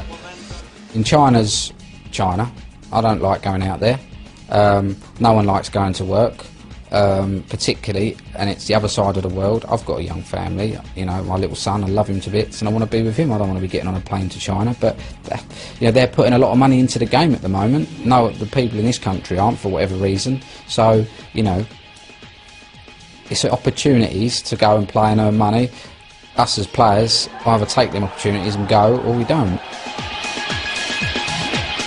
China is snooker's biggest market, I think, at the moment, so I think it's essential to have PTCs in China. So it's nice for all the Asian players and the Chinese players to have a chance to play in the homeland. but the players are having to get used to it. 5 ranking tournaments in China next season, and the expansion is likely to continue. Well, I can't over-express how important China is as a market for us. You know, we are next year going to have 5 ranking events in the People's Republic of China. We've expanded over the last 5 years from about £500,000 prize money to £2.25 million. So obviously, extremely important market.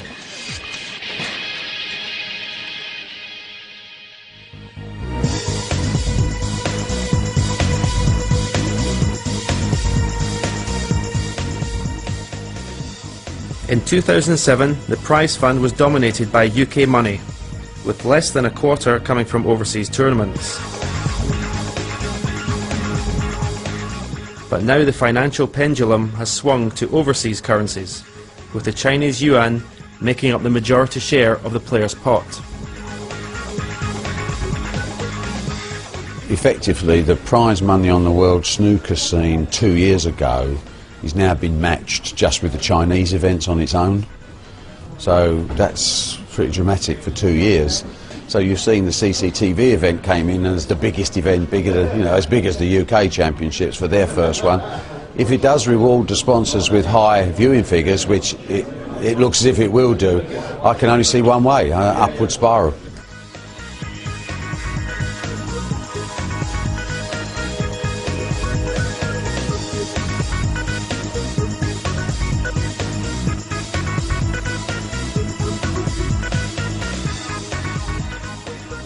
The change in TV viewer reach has been astonishing. The World Championship reached 84 million people in 2007. 5 years later, the UK audience has remained static, but China has propelled overseas viewership beyond the 350 million mark.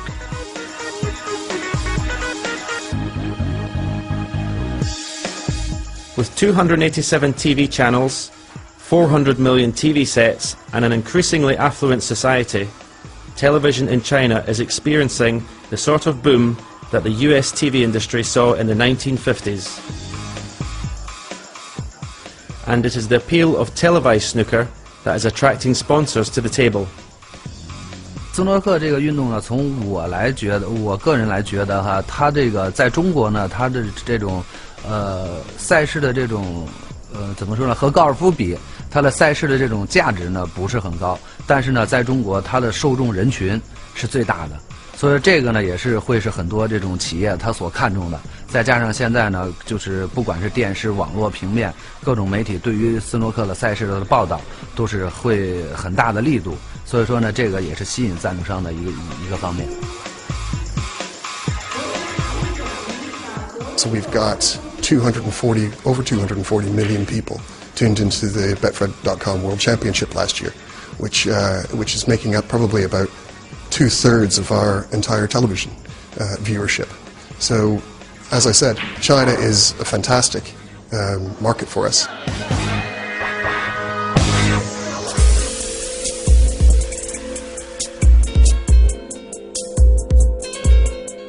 If China's love affair depends on the success of its future stars, then the game should be in good shape. Some schools are now enjoying snooker as part of the sports curriculum.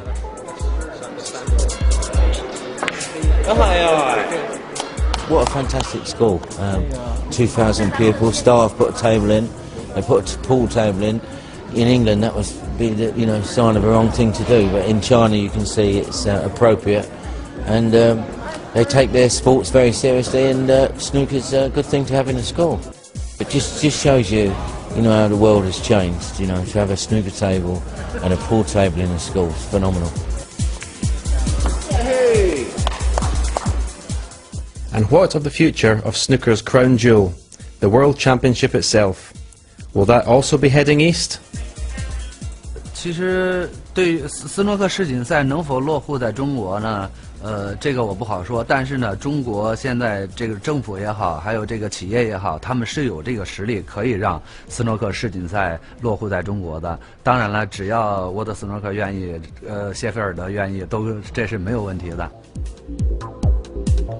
Oh, I'm not silly enough to say that I don't have to look at alternatives, but the overall feeling for me and the remainder of my board is we stay here if everyone wants us enough. The rise of Chinese snooker continues to have a huge influence in every aspect of our sport. And if their passion continues, then the future of our game lies far to the east of its traditional home. Yes, just to underline, 5 Chinese players in the draw this year. Kenny, how long is it going to take before we double or even treble those numbers in the Crucible draw? I don't think it'll be that long, maybe 10 years. I mean, the growth of the game in China is expanding all the time. I mean, when I first went out there, it wasn't as big, obviously, but there's so many kids, there's an undercurrent of youngsters taking up the game, and very, very early. I mean, I've heard lots of stories of kids leaving school at the age of 10, 11, 12 and 13. Their families are pushing their kids to try and follow in the dream that Ding Junhui has passed through. And they're trying to jump onto that bandwagon. But the kids that I've seen playing there as young as 13, 14, unbelievable, making century breaks, even 10-year-olds making century break. It's incredible to see. And it's quite refreshing when you go out there because they have a passion for it. They love the game. And it's great to see that we have so many tournaments out there. Steve, obviously you and Kenny and of course John have been out there many times. Can you compare the boom times that are there now with what was happening in the 70s and 80s here when snooker was becoming a big televised sport then? Yes, what happened to television in the UK was they started showing it on prime time, and people didn't even walk into a snooker club, started to get hooked on the game. I imagine that's what's happened out there. It's not just the people that like the game, it's the millions that have started watching and getting hooked like they did in the 80s. Interestingly, in the UK, especially when people come up to you and say, oh, what about snooker, it's dying, they don't really, unless they're going to watch this TV programme, they don't really understand what's happening worldwide. Because it's not just going to be China. There's going to be emerging markets in India and all places like this. This game is going to go ballistic. It won't be going to ballistic in the UK because, for whatever reasons, we've turned our attentions to other things. Not the snooker fans, and great, not the BBC. But as Barry Hearn said, as long as they want us, we'll stay. But if one day they don't, it will be off like a shot over there. Yeah, well, next season, John, there's going to be an Asian Order of Merit, which is obviously a new thing in snooker as well. And clearly, we look at the number of participants, and Ding Junhui, as we said in that film, has been the trailblazer for the Chinese. Who's the next big thing for them, would you say? These two boys may be better qualified. That you've played in those PTCs and played in some of them over there. They may be better qualified than me to know that, because obviously I don't still make that trip over there. But it is imperative for these countries to, that are going to take the boom, that they have a player in their own country. We used to see it in Thailand, there, James Watana. We've got Ding Junhui, who's been the forerunner for the Chinese players. It's so important in all these countries. We've got Luca Brissell in Belgium. We've got people like that who, they will carry the game and get people interested. Interestingly, Hazel, in 20 years' time, you might be asking the question, where's the UK player going to come from? Who's going to be in the top 16? Yeah, absolutely. Well, it might not be me asking the questions. I might have moved to China. One interesting fact that I found out when I was in Shanghai, they have over 1,500 snooker clubs in Shanghai alone. Incredible. They probably don't have 1,500 in the whole of Europe, Amazing. Unbelievable. Absolutely. So that's what's happening in snooker. It really is a global game these days. But back to the here and now, and back to our final at the Crucible. Now, Ronnie O'Sullivan, as you may know, is attempting to join the likes of John Higgins and Stephen Hendry and a certain Steve Davis as a 4-time Crucible champion, and add another chapter to his illustrious career here in Sheffield.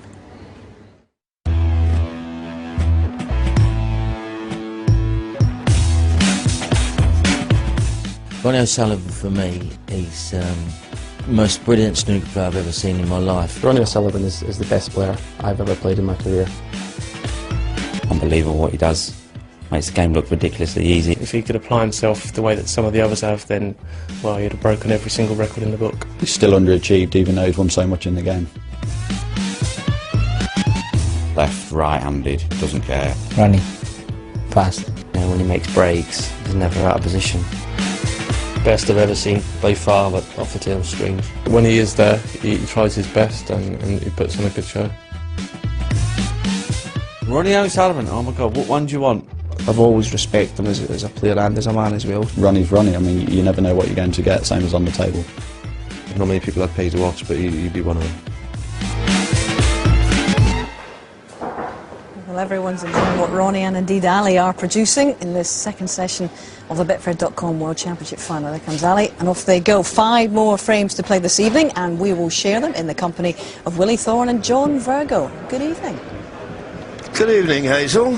And, yeah, very, very important last frames these for me in this match. There was just signs I felt that Ali was just beginning to get a little bit annoyed with himself, and we know he's got a game plan, we've discussed it, but it's alright using that game plan, Willie, but it's alright getting the game plan, but when you get opportunities and you're not taking them, then it starts to get you, doesn't it? Yeah, it's got to do as well, because Ali's making the openings because of his good safety. Thank you, frame 13. But Ronnie we saw in the O'Sullivan last took it. game, even though he eventually won it, he did have 2 chances to win it.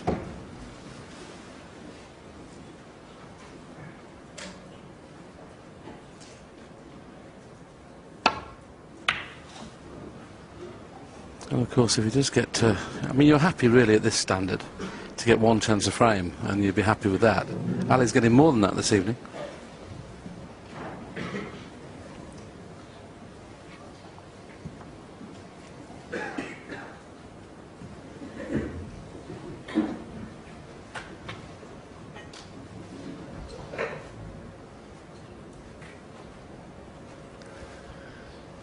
Where's the match time? 4 hours, 10 minutes.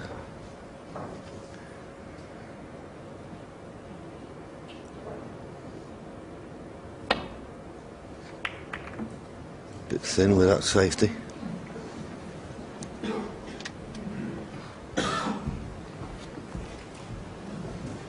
He's had everything this match. He's had the long drawn out frames that we've seen, but and then we've seen some sparkling stuff, I have to say, particularly from Ronnie.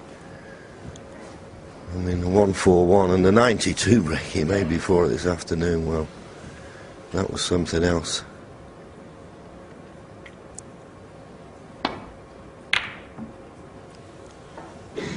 That's a bit pacey as well.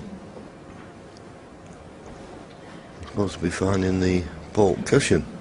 So 5 more frames to be played this evening, and key ones for me. I think Ali has got to stay with Ronnie.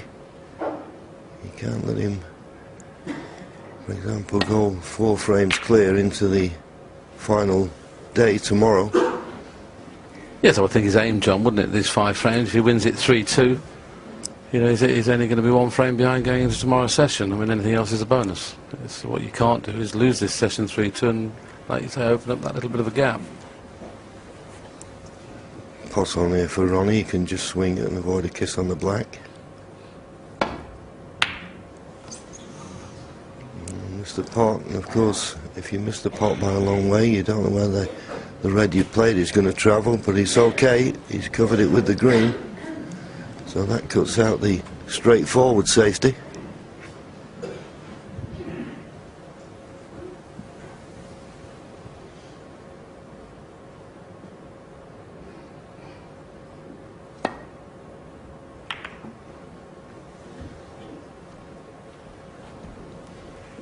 That's a better length.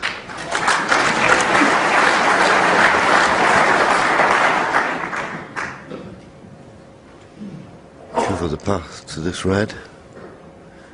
There may be a gap in between the yellow and brown for that red in the other half of the table, but with that cue ball being so close to the baulk cushion, it's not going to be easy.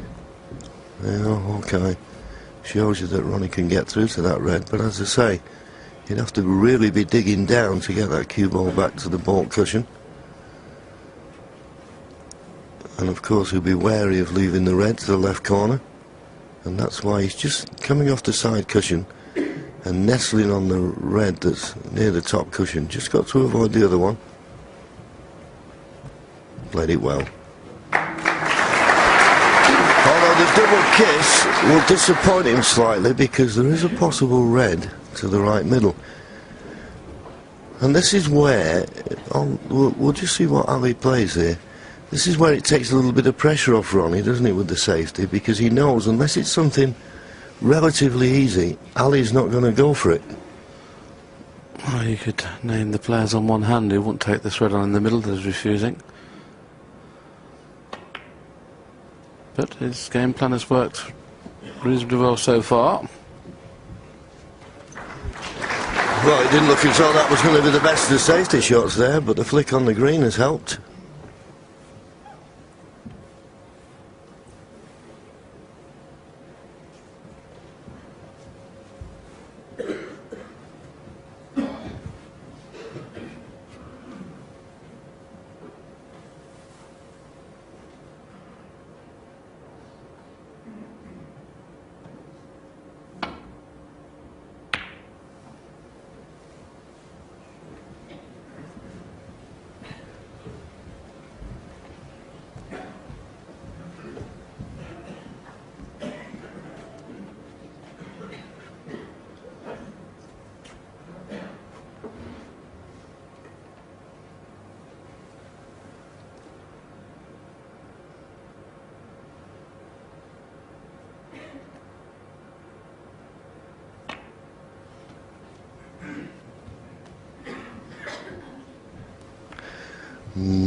Last thing he wanted was to kiss the yellow.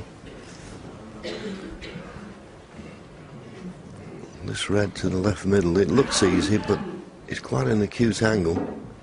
It's not a gimme, this. I know they make them look easy, but believe me, you're going to be so accurate. In fact, he's dropping it in dead weight. Helps. Made it look easy.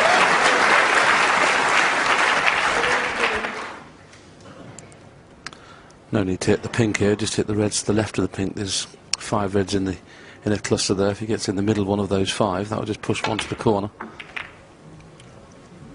We did hit that middle one of the 5 after the second kiss, but he just caught the one next to the pink first. He wouldn't have been playing that, but these have opened quite nicely. Yeah, and in a way, I suppose Ronnie will mind that, Wills, because it's opened the pink up.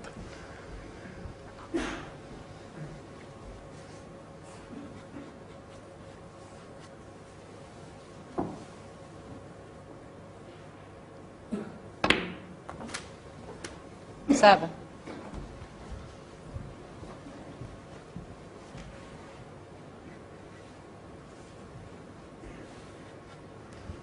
I'm not certain the black will go into the left corner pocket, so maybe only available into the right, but there's plenty of reds to play in, and he can just force an angle off this blue.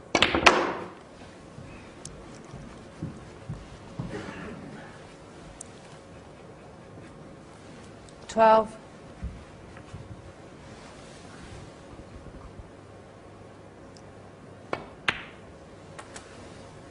He's overrun this. 13. He doesn't want to finish tight on the cushion. Well, it's just slowed up a little bit. Bit closer to the cushion than he would have liked, but it could have been worse.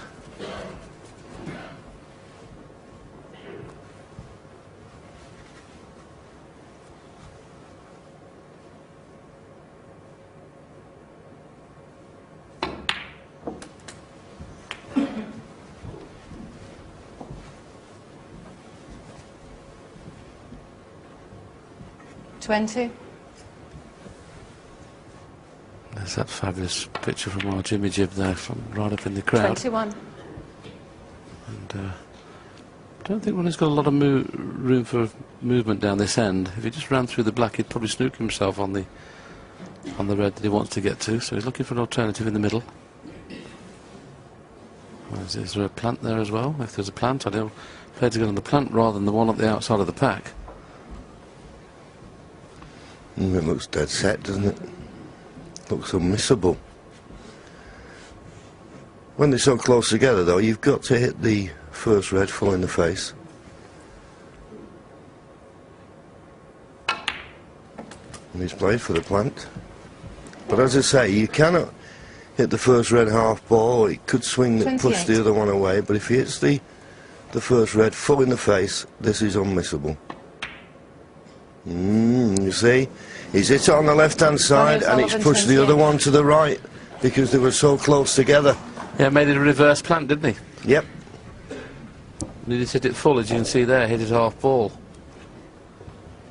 And it just pushed it over. Can't believe he was that careless.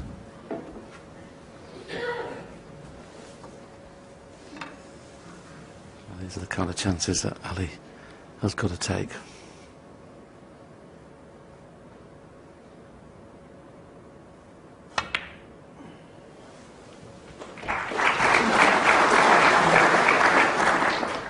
One. Well, he's potted the red, but in making so certain of the colour,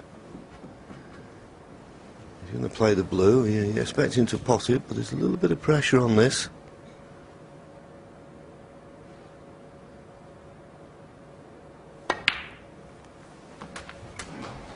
Played it nicely.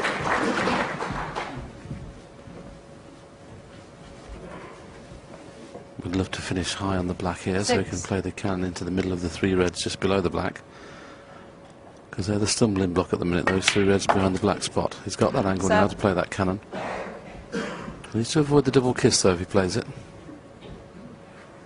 Yeah, he'll be playing the middle one of the three. Just nestling onto that, but he likes to play with a bit more pace, release all two of them. So to be careful here. Oh, there's so much eye on the cannon. He forgot about the pot.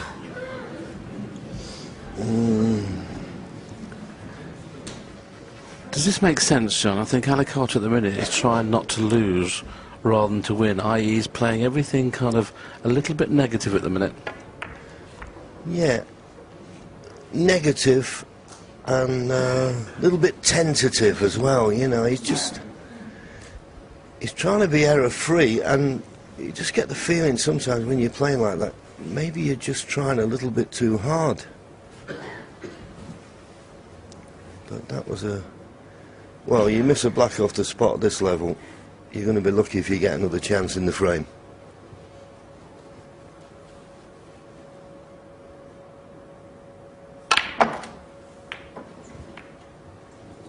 One. This is the black off the spot where John and I were discussing hitting it hard and freeing that middle red of the three, and he just played to rest on it there, really, just to nudge it to the... But the other two reds would have still been out of play.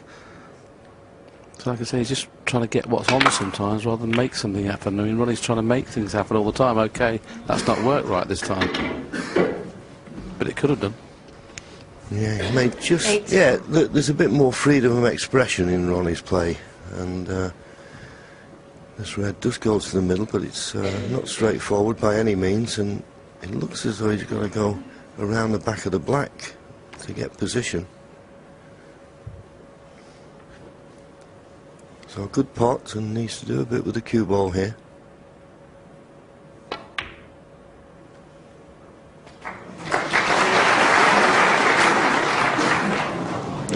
Well, he's on the black.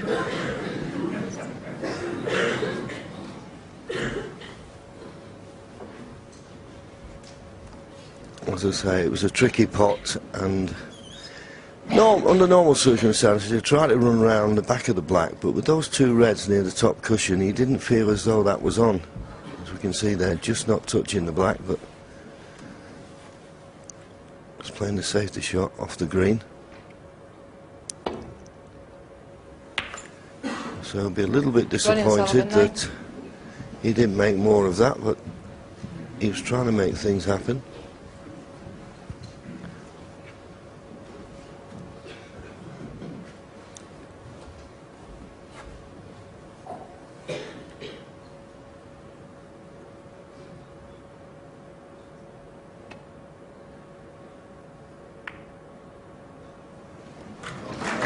Yeah, he got the snooker, but there's no way he could cover the red on the side, but of course he's knocked the red over the middle. Now we're just watching Ronnie's shot, and as I say, he'd have normally tried to get round the back of the black, but he was frightened of those two reds. Now Hawkeye, who's the best positional player I've ever seen, he decides to play the gap between it. So that was what Ronnie would like to play, but he was just frightened of playing getting a kiss. So Ronnie now, he can hit a red, but he's trying to nestle on these reds near the top cushion. Is it a bit narrow? Is it a bit narrow? Well, it's a superb hit, but he won't be happy. He won't be happy. He's left Ali Carter a chance. This is one of those where Ali would like to play it quite firm to make sure he gets up on the black, but the difficulty of the pot means he'll probably just get on the black half ball the wrong way. We've seen a couple of these missed at pace. The red over the middle pocket helps, because if he gets on the half ball black, he'll still be able to get on that. That's about as best as he could have done, you see, and it's perfect, really.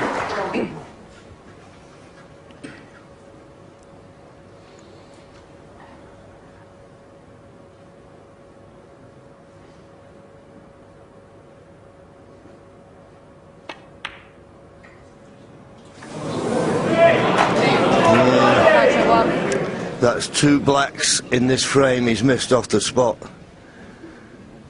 Costly.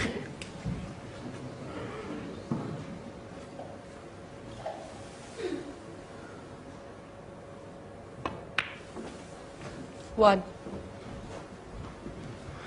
Didn't have to do much with the cue ball, but overcut it.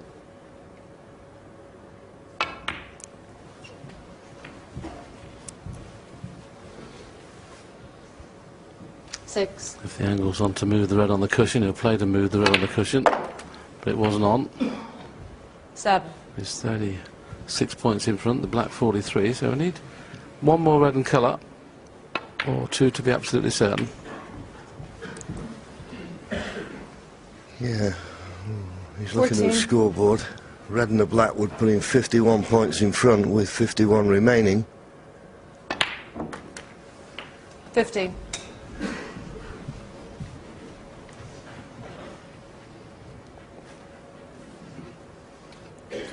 The green's in the way to play the normal 2-cushion positional shot for the red that's nearest his hand. Now you see the green was in the way. He played to go around, just play to miss the green and go 2 cushions and get onto this red right on this left-hand side. He'll still play the pot. 22.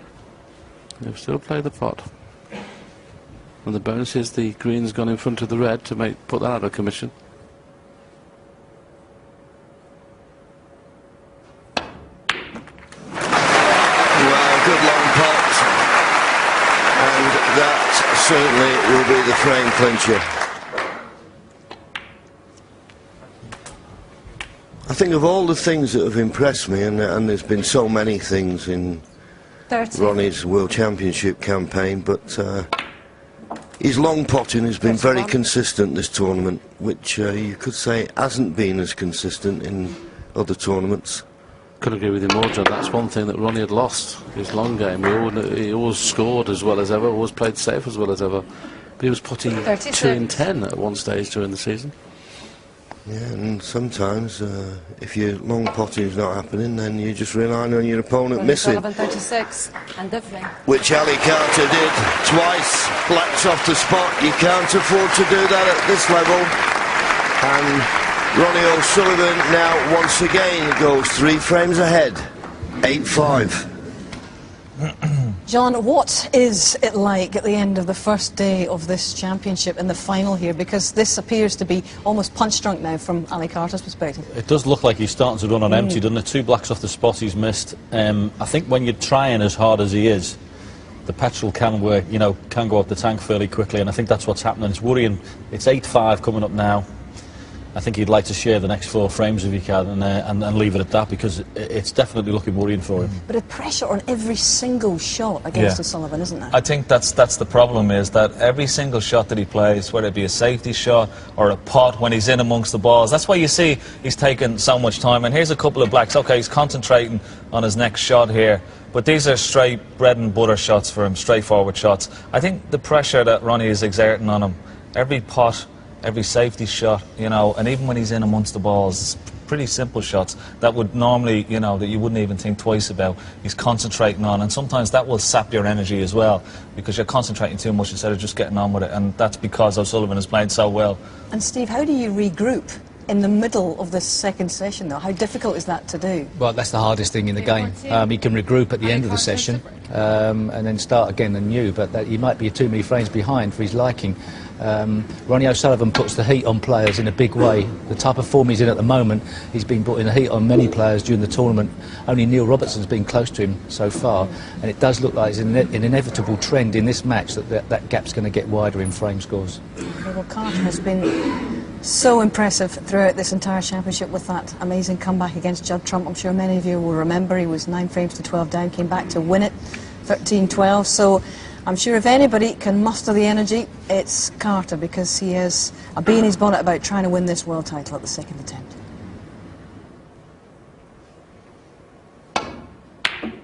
Yeah, I can agree with the lads and Hazen in the studio, but I mean, it's not like Carter's not getting chances. I mean, okay, Ronnie's playing well. I agree with the lads that Ronnie can do this to you, but Ali Carter's getting 2 and 3 chances a game. I mean, look at Ronnie's last 4 frames: 49, 68, 30 and 36. Well, at the top level, that doesn't necessarily win the frame.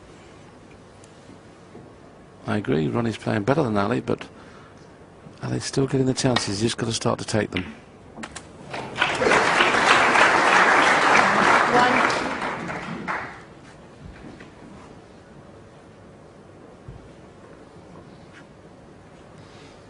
I think he just bounced far enough past the baulk line to be on the brown. There's a few loose reds to play for. You'd think before he considered trying to bring other reds into play.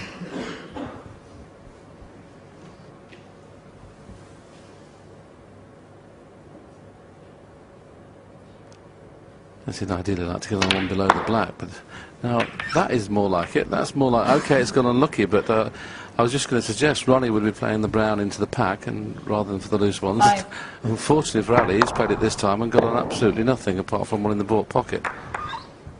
But it's a red that you'd fancy him getting. It's just about straight, and he can stun it for the pink in the middle. Yeah, not the type of shot he was playing early on in the match. Do you think the game plan may have altered? I think so, John, yeah. But he's going... Obviously this red's not as easy as it first looked, so he's playing for safety. Ali Carter 5.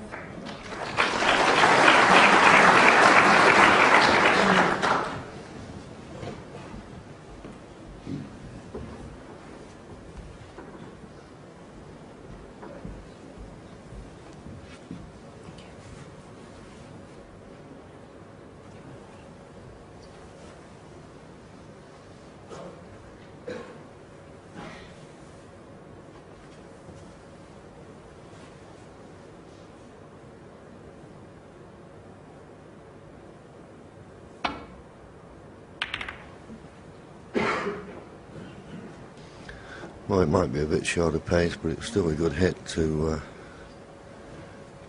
find the path back to the baulk end. Not putting a lot of pressure on Ali, because he can get his hand on the table.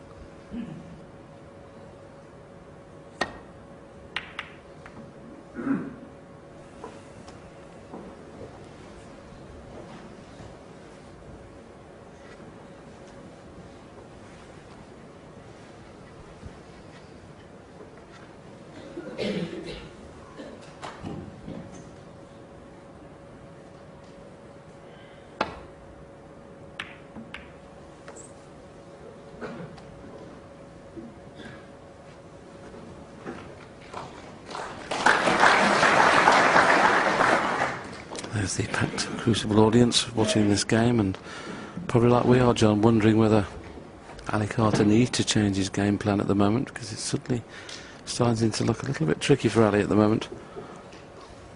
He's got a tough shot on here. Ronnie purposely made him play safe down the right-hand side. It's a bit congested. But he couldn't have played that better. Excellent shot. Well played. Yeah, I couldn't have been more impressed with Ali's safety play. I mean, his safety play has been superb. I mean, Ronnie's has improved a little bit. Earlier on today, Ronnie's safety play was 3 or 4 points below. As you can see there, they're virtually level now, but the key thing is Ronnie's scoring more. Final in a miss. Ali Carter 4.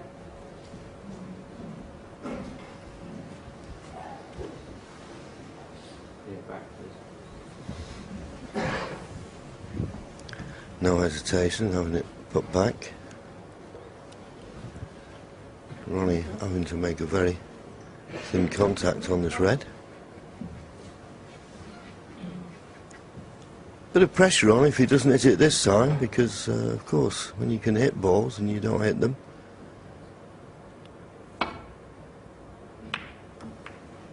But that never came into equation. But red's going over the corner. Is the green going to come to his rescue? It has. It has. It's amazing how many times you can just find one of those ball colours just to cover the potting angle. That was almost a resigned look, wasn't it? Thinking, well, there you are, he's covered it. But when he came to the table, Ali had a little wry smile. Just trying to rest on it. Got to be careful, it isn't going off. If it's too hard, it might go in off. Yeah, if he hits the red first, definitely in off. Ooh! Well, Judge.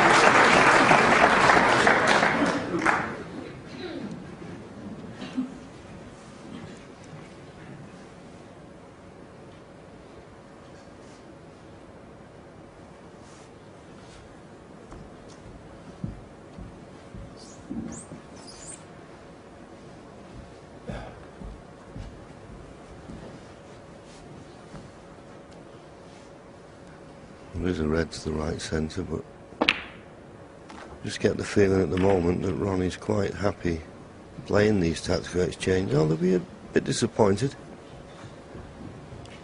Just finding the baulk line. Not put any pressure on Ali at all with this shot.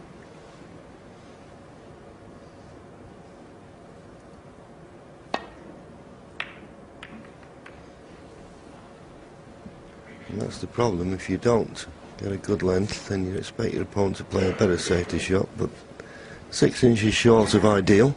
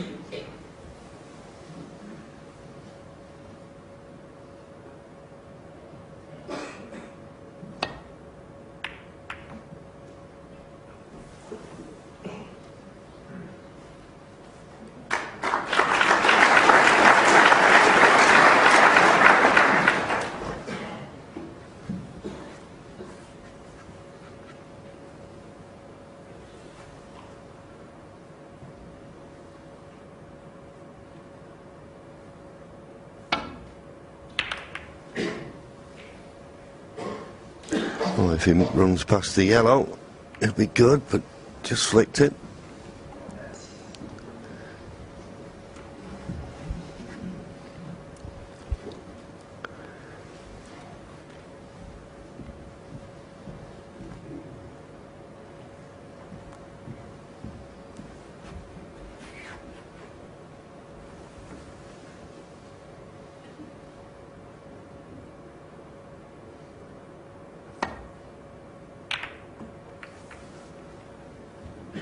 He's caught it too thick. He's left the red on and nowhere near the baulk cushion. So this is a chance for Ronnie. The only problem is the red's on, but where does the colour come from?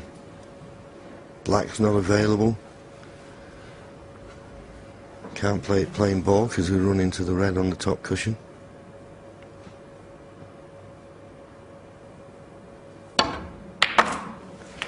Well, he managed to swing it wide, and I'll tell you what, he's done well to get the cue ball there. Yes, the pace he played, and as John said, if he plays this plain ball, he hits the red. He's played that little bit firmer, probably trying to flick the black into play, a little bit unlucky, but he has got a pot, of course, on the blue, but it's not straightforward.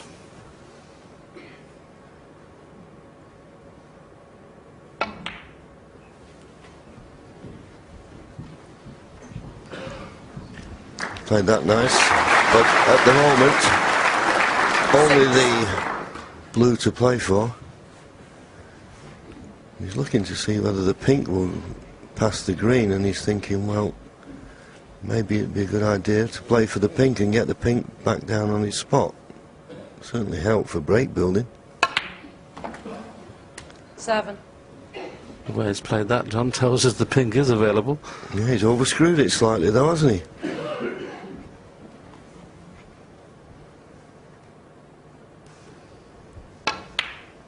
So much so he had to play the green.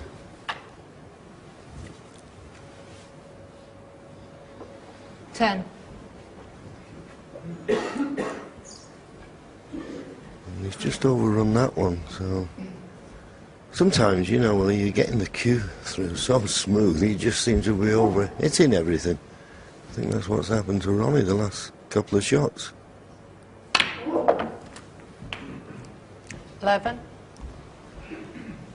I know he had to call for his great friend Les Dodd from Southport, former professional player. He came down from Southport because Ronnie wanted a new tip on, and he said this is one of the best tips he's ever had. Sometimes you can have 4 or 5 tips on before you get them. 16. You know, so you know how they're throwing off and things like that. And 17. Ronnie seems to be playing every shot at the minute, virtually to the inch.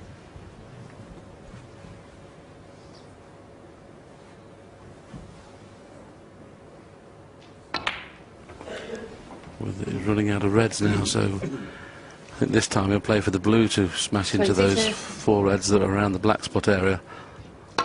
And with a bit of luck, he could actually push the black on as well. Doesn't quite have the perfect angle to do that. No, I'll be disappointed. He may just have a slight angle on the blue, but he wanted more of an angle than this. Just got a slight angle. You have to force it, and the problem is when you're forcing it and making the angle, you don't get the pace in the cue ball. Well, he's on a red. 28. Is he on it in such a way that he can get back up the table for the blue?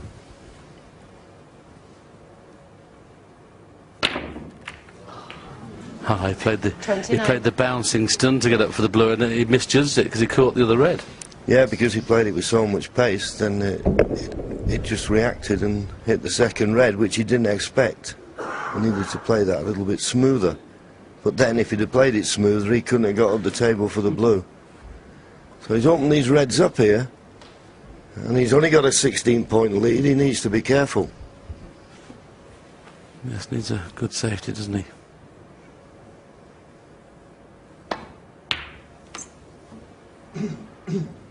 That's clever thinking, isn't it? Trying to put the blue and black safe. Ronnie O'Sullivan, 29. Yeah, if he'd have found the top cushion, then I don't think Ali Carter would have been tempted with this red.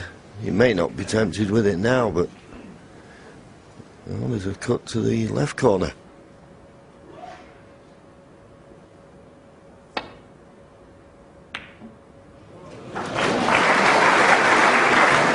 Where's the cue ball going? Ronnie O'Sullivan, 4. Well, this is unlucky when you're going off. The pockets are always in the same position on the snooker table.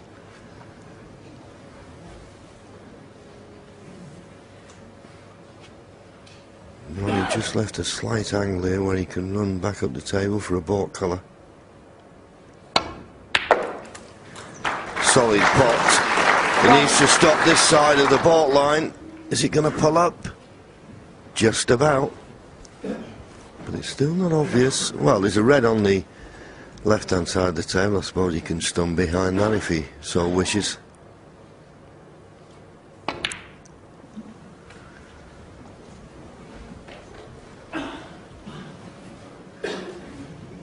It's not straightforward, though, to get on the next one. Do you think he could risk stunning into the top cushion, trying to get those blue and black into play? Well, I don't think he can get back up into the baulk, John, if he plays it plain ball, so he may be forced into it. So he's took the bull by the horns, hoping he'd get on the colour, and the worst possible things happened. He's not on the colour, and he's virtually either going to have to pot one or play an excellent safety shot because the red's right over the hole. Well, he's got two choices here for me. Play the pot on the yellow, or try and hit the brown and use the yellow as a cover. His pot on the yellow's the choice. Superb!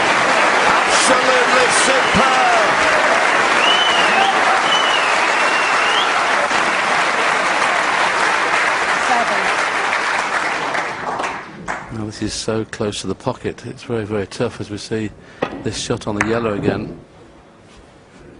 He's just wondering whether if he plays it cushion first, could he get on the black? If he plays the top spin, could he get on the black? Because it's going to be very, very tough, unless he plays it very thin, to get past the blue spot here. Yes, and you can't hit it too thin. So he's played the banana for the black, and unluckily he's left himself hampered. Yeah, which takes the black out of the equation. After the pot on the yellow, you thought that could have been the frame winner. It's not so. Just trying to play this to see how it swung back. A little bit more top spin and maybe hit the red a little bit fuller to get the full effect of what we call the banana shot. I don't think he'll be taking a pot on Yellow here. ball. Just be safety. Ronnie O'Sullivan, 8.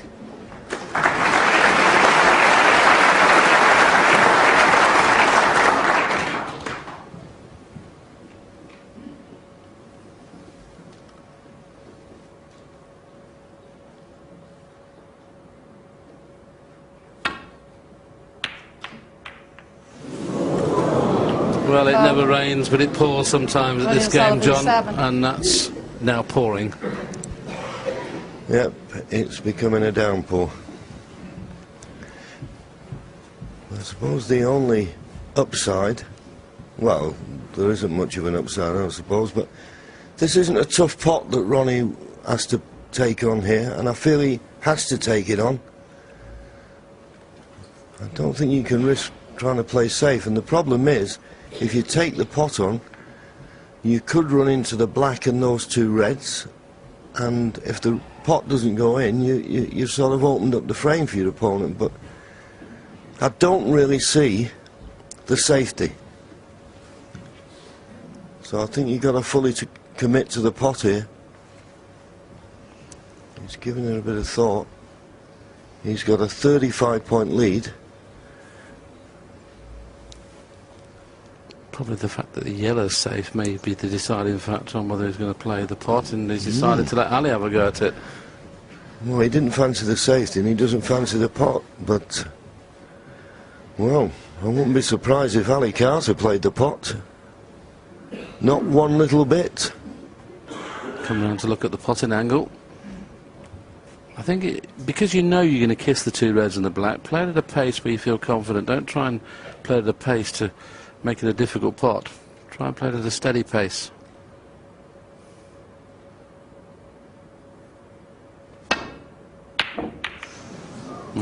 Where's the middle? Where's the red going? Not near enough to go in. This frame is now virtually over. Absolutely. I agree with you, but Ali at the moment is just, well, as we say, not in a good place. He's suffering out there.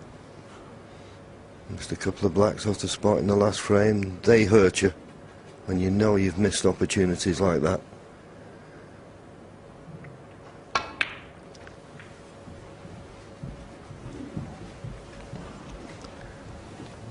So just this red and a colour needed for Ronnie. Could have left this red a little easier. Wouldn't expect him to miss it, of course. Played with a lot of check side, John, didn't he, on the last colour, but he's potted the red nicely. 7. Yeah, he put a little bit too much check side on it, didn't he, when he played the blue, but he had a quick glance at the scoreboard. This blue took a 47 points in front with just 43 remaining. Where's the cue ball going?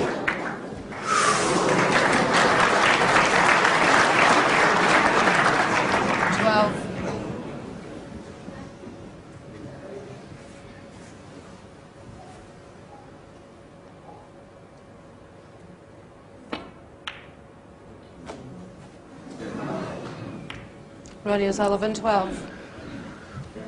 And differing. No, Ali Carter's not going to bother with the two snookers, so, yeah, looking a bit dejected in his seat, it appears to me, but Ronnie O'Sullivan won't mind. He's 4 frames clear now, 9-5. And we're going to get a chance, John, as both players are staying with us. It's amazing what we don't notice on real live television sometimes is how the balls bounce we've got a little sequence. We've got a little sequence of shots here that whenever you cue down on a ball, we always talk about how the white lifts off the table. There's one, and you'll see it every time here. Even there, just when you're cueing down on the ball. Now it's amazing. Sometimes at real pace, we can't see that happening.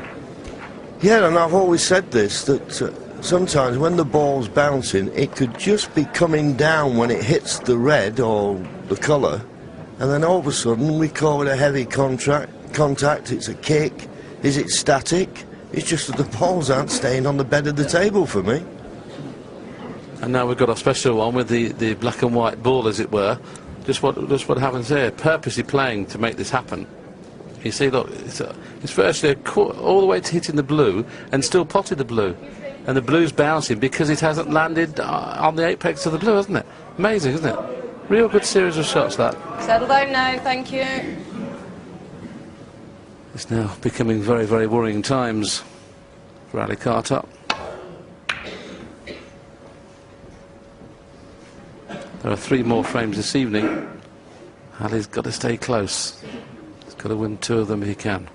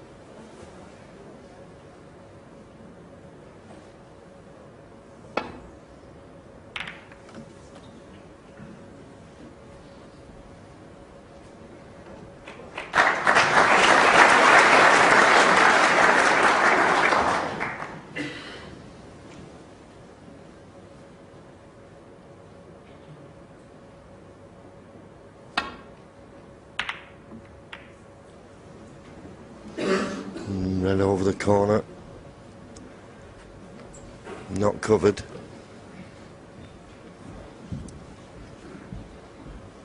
It's not right in the jaw, so you've got to be pretty accurate with this. But he's got a slight angle. You see, it's not right over the corner pocket. You've got to be pretty accurate with this.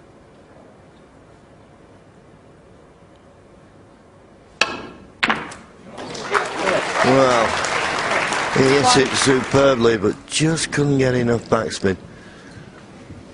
In fact, he probably hit it full if it had just been able to just use the side cushion after potting the red. You look here. Just didn't get enough of the cushion. But it was a great effort to get on the black. The black was available.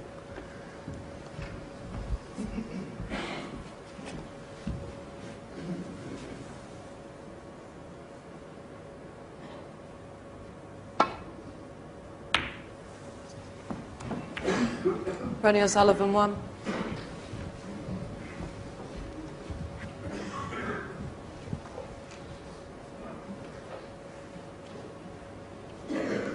Well, there's a red to the right corner, but it's the type of red that Ali's been refusing all match, and you just get the feeling that Ronnie's not frightened to leave him these type of reds because he knows he's not going to go for them. Just takes so much pressure off you. He's caught that much too thick.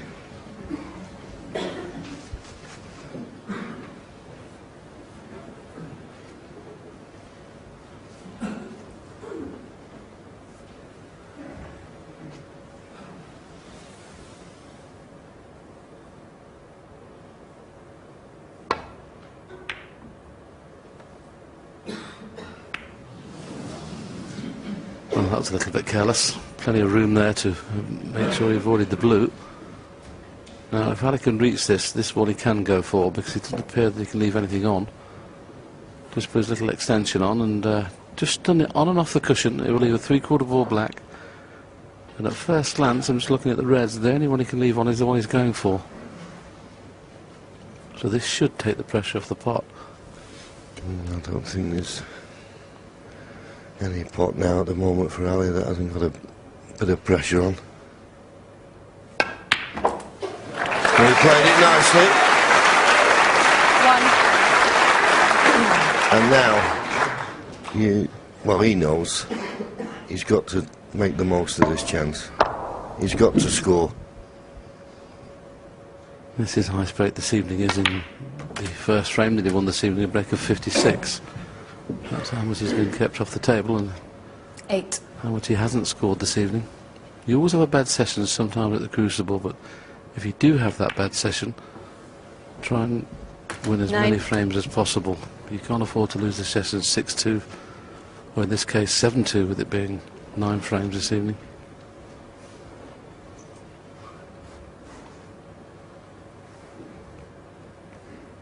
Yes, it's changed slightly this year. We used to best of 35s. The first 3 sessions were sessions of 8 frames, and then the, well, possible 11 in the final session, but this year we've changed it slightly. So we did an 8 this afternoon, the first session, 9 this evening, and then tomorrow afternoon there'll be an 8 and then a possible 10 to finish off the match. 17.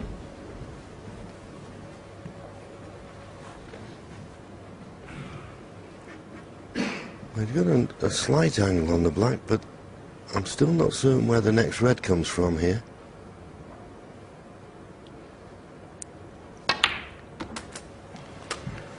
No, I don't know where it comes from. He's played a cannon on the left-hand side of the 2 reds that were together. 24.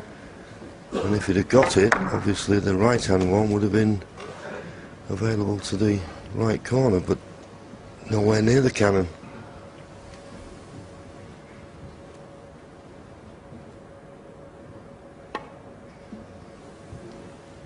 Ali Carter, 24. Well, believe it or not, he tried to get that cue ball behind the blue.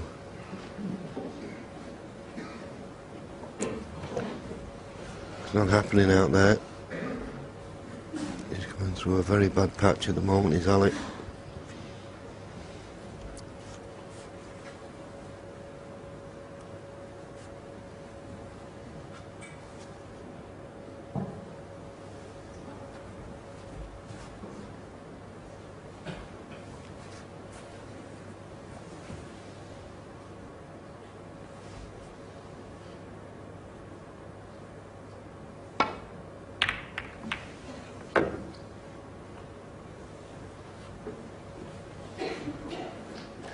Well, I thought he may be tempted for the red down the right-hand side. Looks as though it was a pot he could have taken on, but good safety. He's not going to offer any easy chances to Ali Carter if he can help it.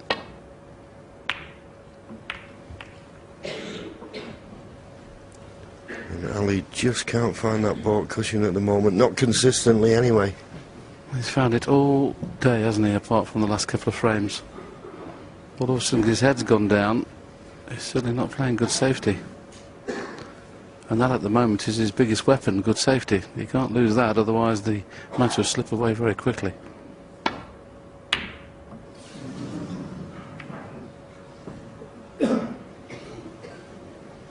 Played as a shot to nothing. I don't think the reds come high enough up the table to cut in.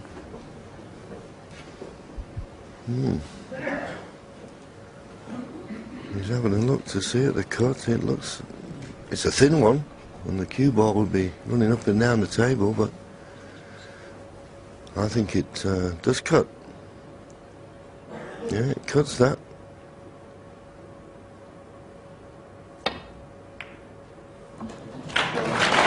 As I say, it was a thin one, the cue ball running loose. 1. He could have hoped for better than a difficult green. Will he take it on? It's amazing, isn't it? If it's a fraction order, he's up for the black and he's finished in the only position where, when you're not playing well, all you need is one of these where you've got a cue down on a just off straight ball, and we just showed you a few shots where the balls are bouncing. Just keep an eye on this white.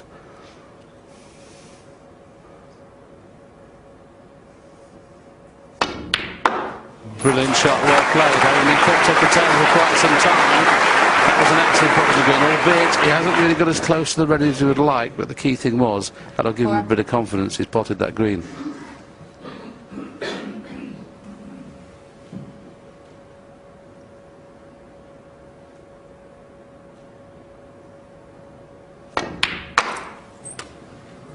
Five.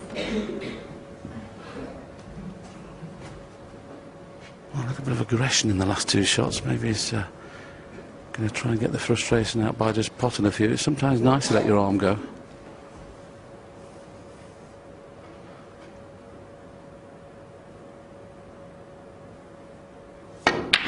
He's played the last 3 or 4 shots really hard just to get his arm moving again, and I don't think that's a bad thing at this moment in time.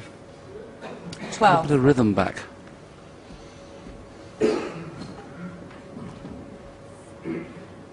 Yeah, we all know when you get a bit tense that you can get a bit snatchy and quit on the shots.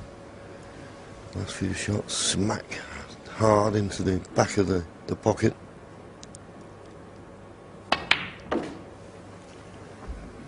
$30. The problem is for Ali here that there's not that many reds available, although I've just said that, and maybe the red just to the right of the pink will go to the right corner.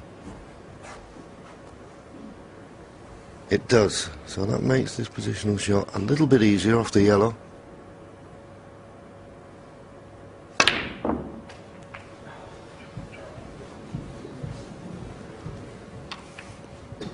Well, if this red pots, that's definitely a 15. bonus, because he played for the one that John suggested there, just didn't get the stun on the cue ball, hence the cue ball ran loose. This red does pot. Yeah, looks like he's finished absolutely inch perfect on it, look at that. And the possibility of running this through and just opening those two reds that are together. 16. But of course, when you need just things to go right, you can bet your life they're going to go slightly wrong. He doesn't have to do much with the cue ball, just roll the black in, but boy, this is awkward bridging. Over 2 balls.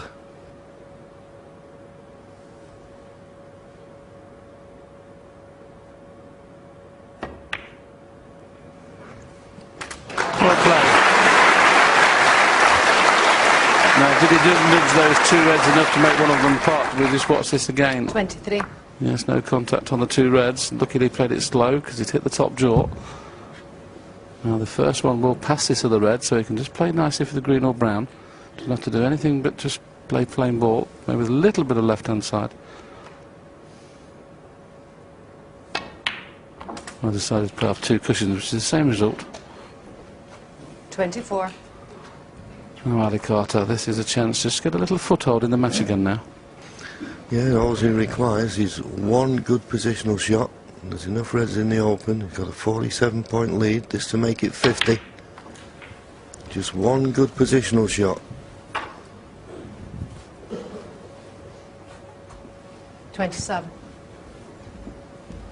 Well, I don't think this is the ready play to be on.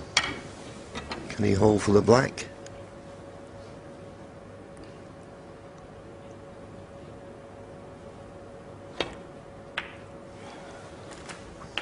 He could, but he 28. held it probably just a fraction too much. And here we are zooming in. You can look over his shoulder at this black. A little bit thinner than he would have liked, but he may be able to hold for that red, just this side of the pink.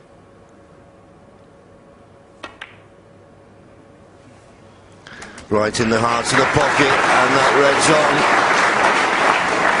Remember, John, that was a black he missed on the previous 35. game when he was cutting one back into the corner. He gritted his teeth there and made sure he potted that one. 36. Yeah, every credit to him. He's shown a lot of determination here, hasn't he? Just as long as he pots the pink, he knows that he's going to win the frame now, so he can just relax a little bit. And I think that was key, John. The first 3 or 4 shots, he played them all very, very firm. Just get a bit of rhythm going again. Now, whether he did that deliberately, I don't know, or whether it was out of frustration.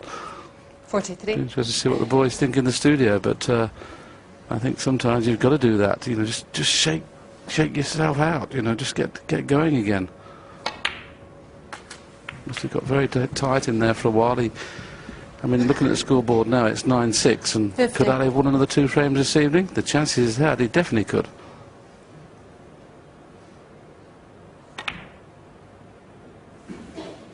$51.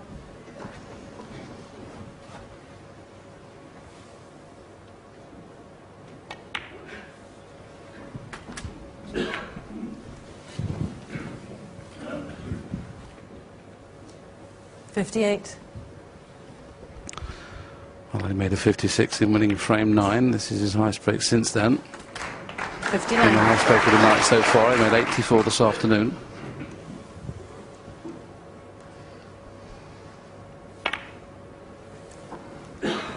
Well, the black hasn't gone in, but this time missing a black off the spot won't be costly. Showed a lot of character there, did Ali Carter. He's back to 3 frames behind, trailing 9-6. Well, John's right. That's been the hallmark of his championship, showing lots and lots of character. There's been a few observations as we've been sitting here chatting, watching that frame, particularly about pace and the pace at which Ali's playing, Steve. Yeah, I mean, I don't know if it's just me. We were chatting, and it sort of seemed to be a general consensus of opinion that we hadn't really noticed that it seems as if Ali's perhaps playing fractionally slower than he would normally, perhaps when he's amongst the balls most of the time. But it may be just a perception of the fact that he's struggling because he's got lots of difficult shots to play. But he's not flowing out there, and perhaps he's just trying that fraction too hard. Very easy to sit here and say that, because there's many times your head gets scrambled, and John, you know full well it's like the shot times can change, can't they? Yeah, absolutely. But I mean, I agree entirely with Steve. I think it's one of those. It's great to play the match play, good to play the safety, great to, you know, you've got to put a lot of concentration in. But Ali Carter's a very fluent scorer. When that chance comes and he's in the balls, he's got to play more of his natural game at his natural pace. All right, well, to back it up, we've been looking at some of the results of the timings of each shot. 27 seconds average shot time in this match, in this final for Ali Carter. Average in the championship, 25 seconds. Ronnie, 21 in this match, 18 average throughout the championship. Yeah, I mean, and I haven't seen enough of Ali Carter play recently. He should do, but to know exactly what his shot time would be during the whole season. And he's had some tough matches to play, so that might add to it. But that's fairly slow for a player who's supposed to be in form. So perhaps he's just trying a fraction too hard. If he can get free of a few of the shackles and all of a sudden knock a few more balls in, get his shot time a bit down and actually get flowing a bit more, it might help him. But of course he's in a bit of a hole, so it's a problem. And he's hanging on in there. You've got to salute him for that. Yes. 3 frames down now. 3 frames down, 2 to go this evening. The best possible result is obviously 9-8. Can we see that happening? The way he played the last game, yes. The way he's played the rest of the evening, no.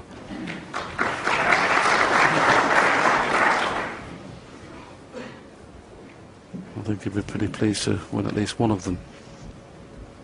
Because if that's a bad session and you can come out 10-7, that's not as bad as it could have been. Well, Ronnie thinks he can find a gap here between the green and blue. Not much of one, is there?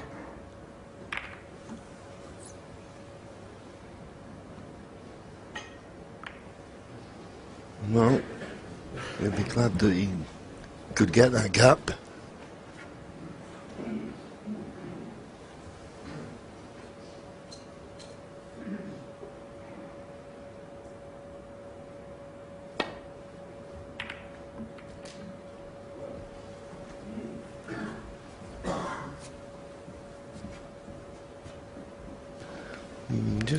Just not finding that ball cushion again there, Alec.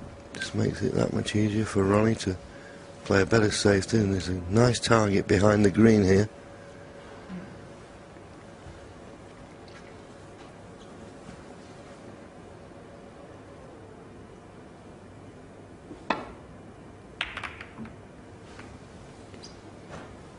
Just the wrong side of the green, and the kiss on the green to stop the cue ball going tight against the cushion.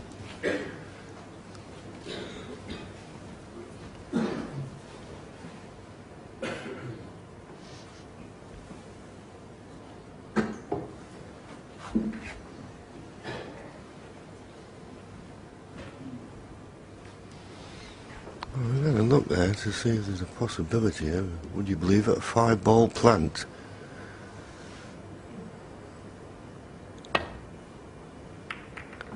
Obviously didn't think it was on.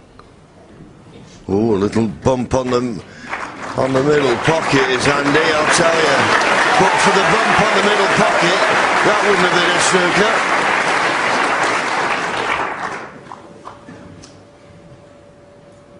Just trying to rest on the 3 reds below the pink. One thing that Ronnie's had today on this table is the pace. His pace has been superb. Yeah, that was beautifully judged, wasn't it? Because the pace he got out of that, he had to play the swerve to get to the cushion, and it was the side he put on it that created the speed to get down to the reds. That was excellent.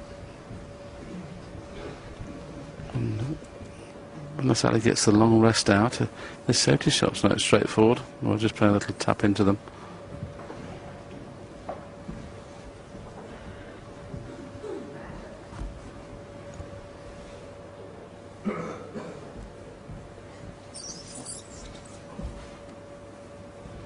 Ronnie might get the spider out here, John, just to get enough height on it, and then play with a lot of side, come inside the blue. Well, he can do it without that.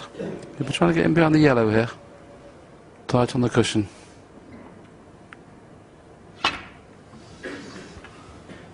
Maybe a little fraction hard, is it? No, it's okay. Yeah, maybe he just caught the red a fraction thicker than he would have liked. But of course he had to avoid the red on the right-hand side cushion. There's a pot on here, but is there a gap to get the cue ball back to baulk? He thinks not. He's playing safe off this red. Gotta catch it just right, though. And he did. Good shot. Dreaded kiss on the brown. Now there's a big target there, isn't there? Green and brown, that's what Ronnie will be thinking. Can I get behind them?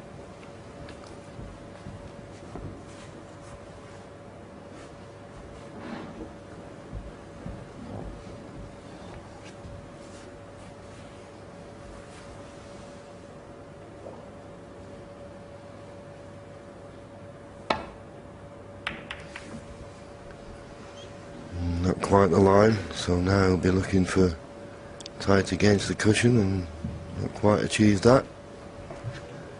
So maybe a chance for Ali to get control of this safety exchange.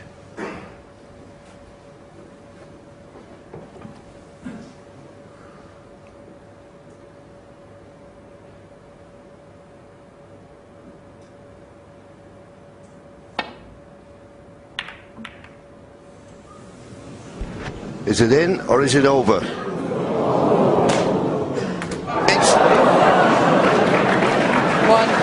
It's in. Ronnie had actually left his seat, John, as he stayed right on the edge. He got out of his seat, took one pace, and it went in. Yep.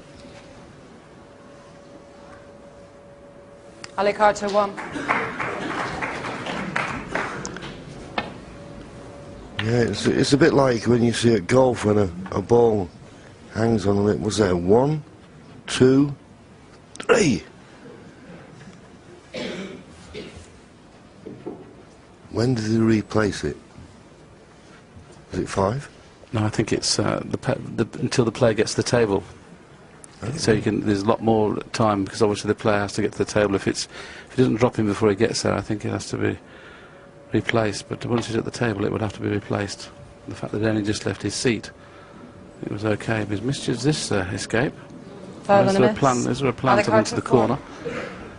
I think there may be a gap for a red.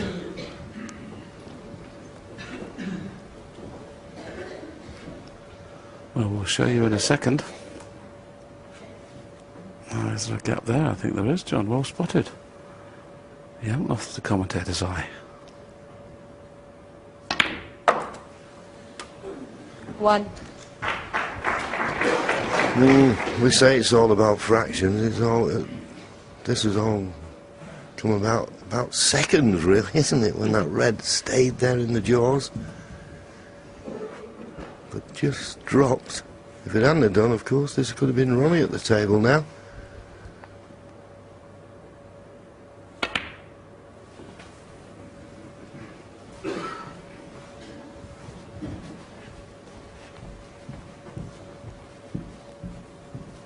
A little scratch of the head there from Ali. Seven. Does that mean he's not come? Well, it does. He's not screwed back far enough. Amazing. Well, it's a schoolboy error, John, isn't it? It was perfect on the pink. I mean, he'd got a foot he could screw back in. Because he was so frustrated, hasn't really played Ali well. Carter, 7. He played behind the green, not to kiss the green. But the shot on the pink, he had another foot he could have played in. And like I said, if he'd get out of this session, only 3 behind, look at the space he had, another foot. Well, he's got to be a bit careful here, because it's not beyond the realms of possibilities. He played a wonderful shot. But Ali Carter could win this frame, and the next, to be only 9-8. Well, what a shot that was. But Ronnie's right look at the table. I'm just wondering if there's a possibility of a plant on here. There's a distance between the two. It could definitely be made. It'll have to be made. I don't think it's spot on. And the problem is, when you're playing it, you're going to be running into other reds. So if you're going to play it, be certain. Because he's not certain to be on a colour.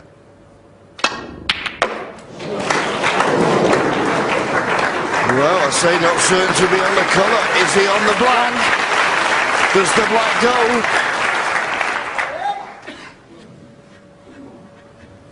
It certainly does. It certainly does. No, he's overcut a couple of these tonight. Just checking whether the black will go back onto its own spot, I think. I think it possibly will.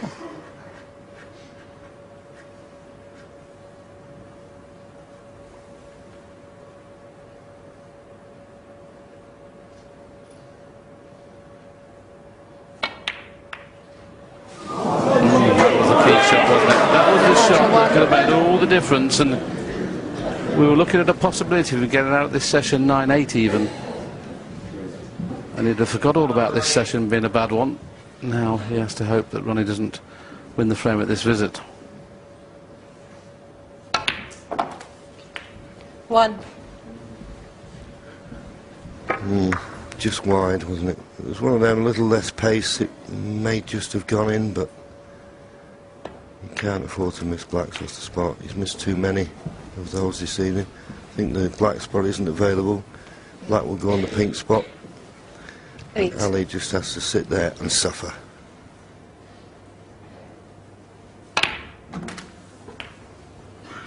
Nine.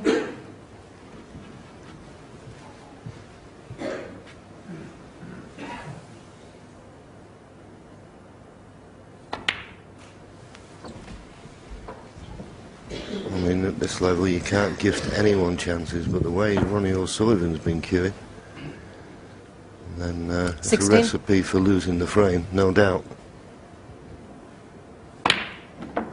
Yes, it certainly hasn't 17. been vintage Ronnie tonight. It quite clearly hasn't been vintage for Carter, but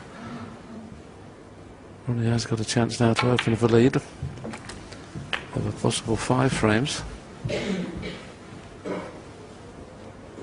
24.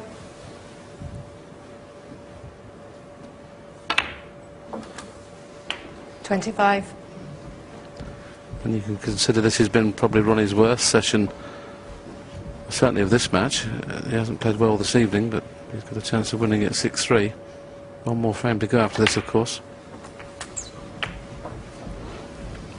Yeah, I won't exactly say he's not played well. I think he's queued very well. 32. I think some of the frames have gone a little bit scrappy. And sometimes the balls 33. can dictate how a frame pans out.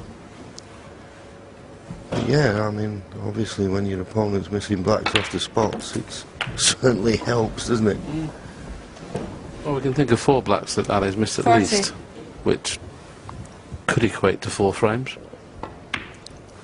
Well, I think 3 of them were in the same 41. frame, Willie, so just make it 1 frame, eh?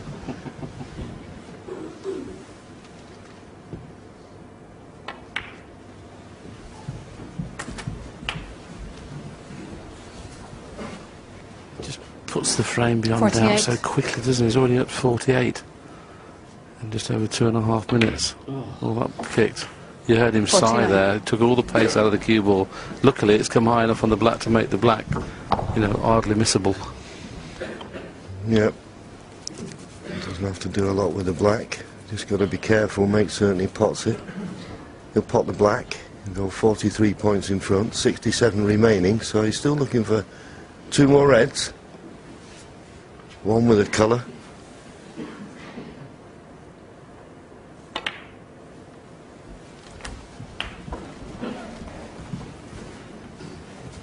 This will possibly play for the pink now. Just looking at the scoreboard. It's 43 in front, so pink would help. Doesn't matter if play a hold for the blue as well. Whichever he fancies, hold for the blue. 57. Yeah.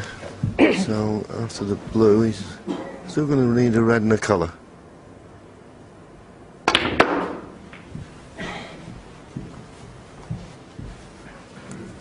Hmm. 62. Not quite certain about that shot. A stern look at the scoreboard. Sees he's 49 points in front, but there's still 59 remaining.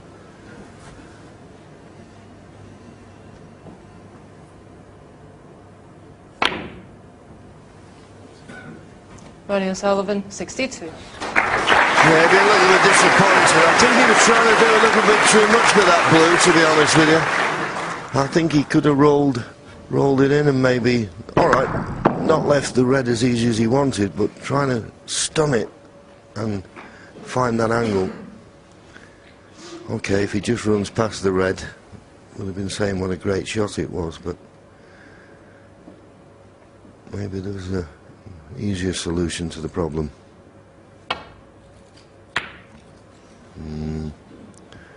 Ali there went for a pot that he's never even looked at during this match so far. And maybe he's got away with it. It's a thin cut, but Ronnie may take it on. It's one of those, you see, you just think, if I hit it as thin as I possibly can, I get the pot. Of course, if you hit it thick, you don't.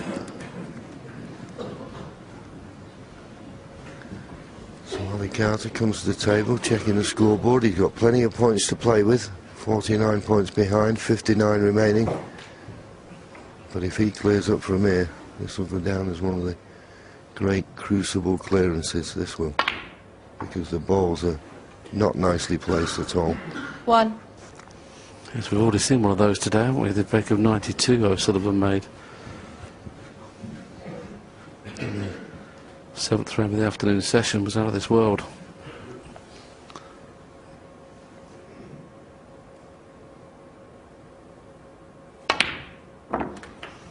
Wouldn't have gone in any harder, would it?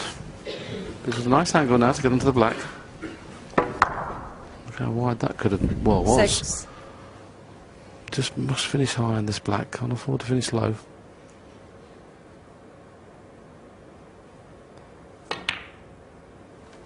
He's had to bounce a little bit, that's a little bit too high. He's just lost his timing, John, hasn't he? Yeah, overhitting, underhitting. He's struggling. Thought that last frame might have given him a little bit of confidence, but losing it as he did. Well, I say losing it, he did win it, but in this frame, missing the black off the spot, 14. it's just sort of putting himself under pressure a little bit again.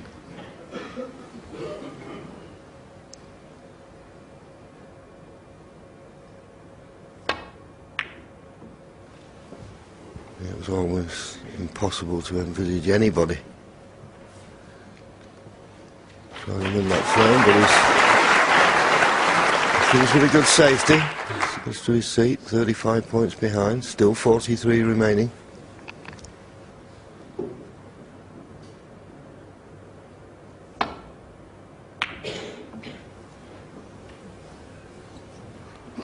This looks to be an excellent safety shot from Ronnie. As we always say when they're on the cushion, it's so easy to hit these slightly too thick, which means the red will come back up to the middle of the table. Thin as you like, and he's got a very good chance of getting a snooker here.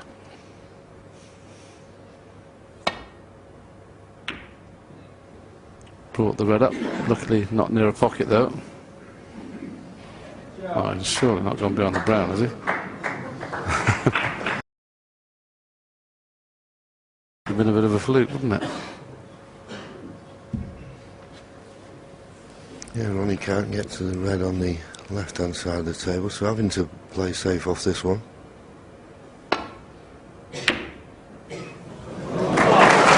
That's a shot. Well, if he's snookered Ali Carter on both the reds, that's an amazing shot. But I think he may just be able to get through to hit the red, but that was a terrific shot from Ronnie. Just get through to hit it. And because he could get through to hit it, decided it was an opportunity to bring the brown into play. The only problem with that is Ronnie, I'm sure, will take this red on, because the red will put him 36 points in front with 35 remaining. Good cueing needed, of course.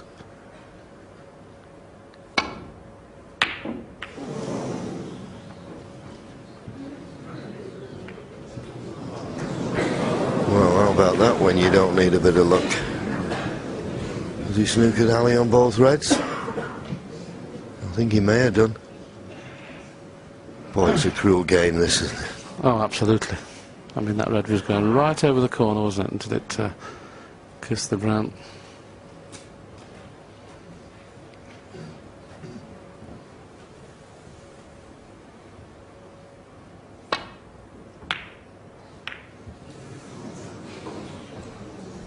I'm not too sure this is an easy pot in the middle. Don't fancy the double? Need the red for the frame? Well, he's looking at the potting angle.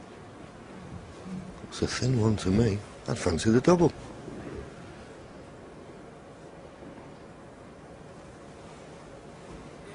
I'd rather the double than the cut. Yeah, at least the double, you can leave the white tight on the cushion, can't you, as a shot to nothing. Whereas the cut, the white's running free, so I tend to agree with you, but let's just see what he's going to do. Well, decided to play safe.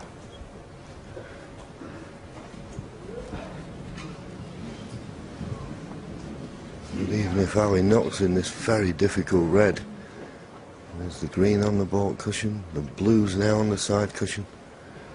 So difficult.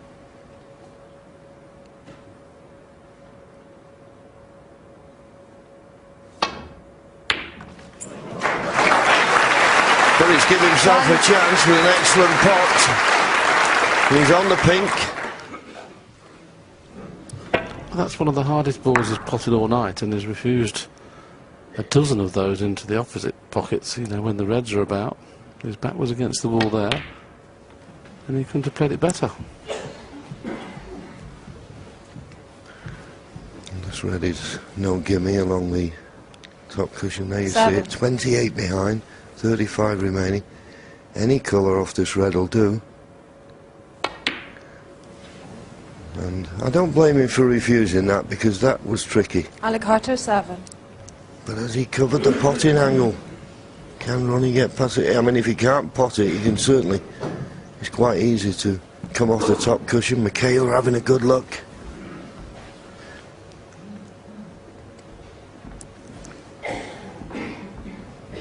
And if he can get past the yellow, we'll play the pot. As I say, if not, just hit the top cushion and kick the red up the table. I don't think he can pot this. No, cushion first. That's all he could do.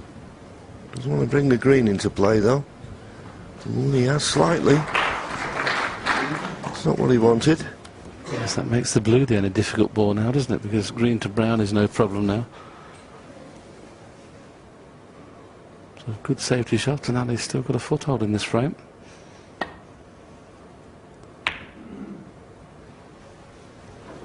Needs that red to travel. Needs that red to travel, and it hasn't. This is frame ball.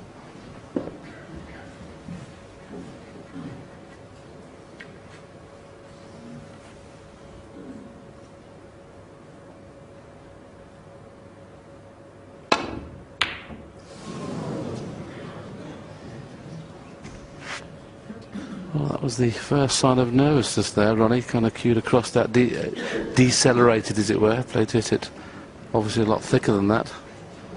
And a little bit of unwanted side just took the white wide of its intended path.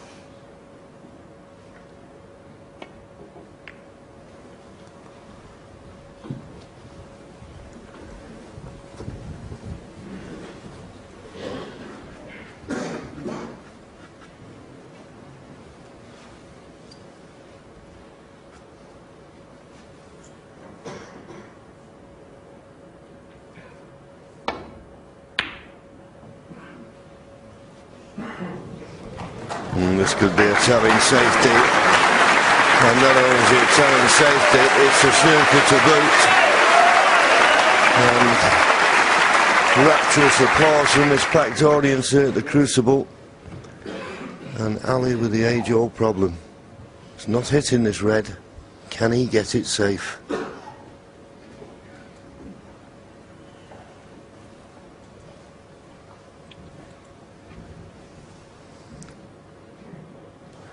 Now put that line in.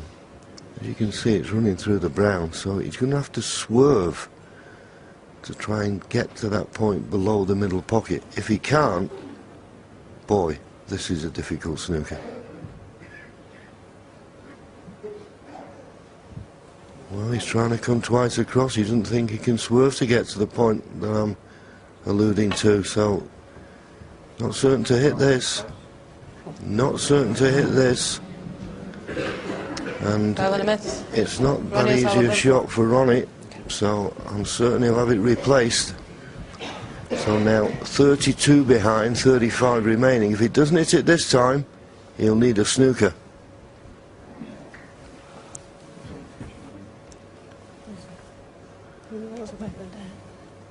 Ronnie's having a close look because... Is that right? Yeah. Ronnie? Well, he's going twice across again. If he doesn't hit it, he'll need a snooker.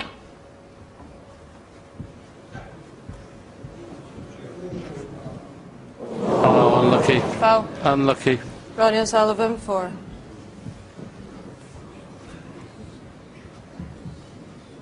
So whatever happens now this evening, you'd expect Ronnie to be at least 3 frames in front and going into tomorrow's final 2 sessions. There's 1 more frame to play, remember, there's 9 being played this evening.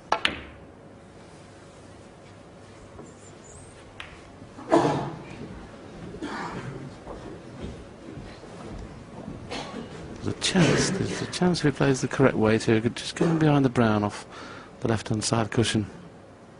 And how's the weight? How's the weight? Oh, not quite.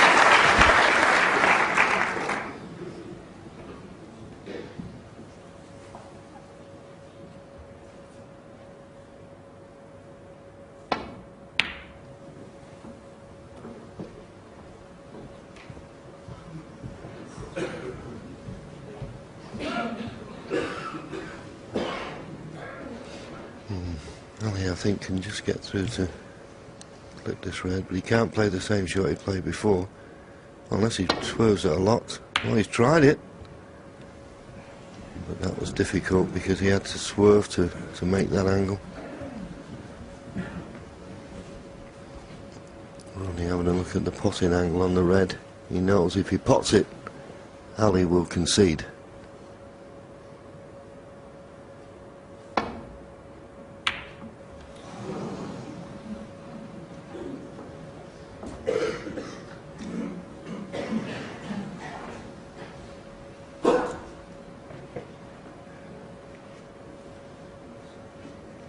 Can't really play the white in behind the black off one cushion because he's got to hit it too thin. If he does that, he'll career into the black and pink with the red, so he's got to be a bit careful if he plays up and down. Yeah, there's no way he could get in behind the black, he just had to play a containing safety shot there.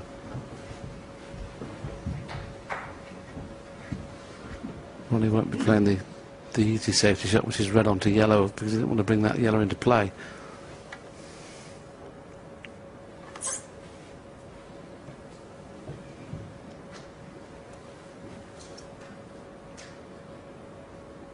Trying to get him behind the brown. This would be a bit of a shot. Goodness me, he's only got it. He's only got it, the little tinker. I mean, to hold a cue ball at that pace from distance, I can't tell you how hard that shot is.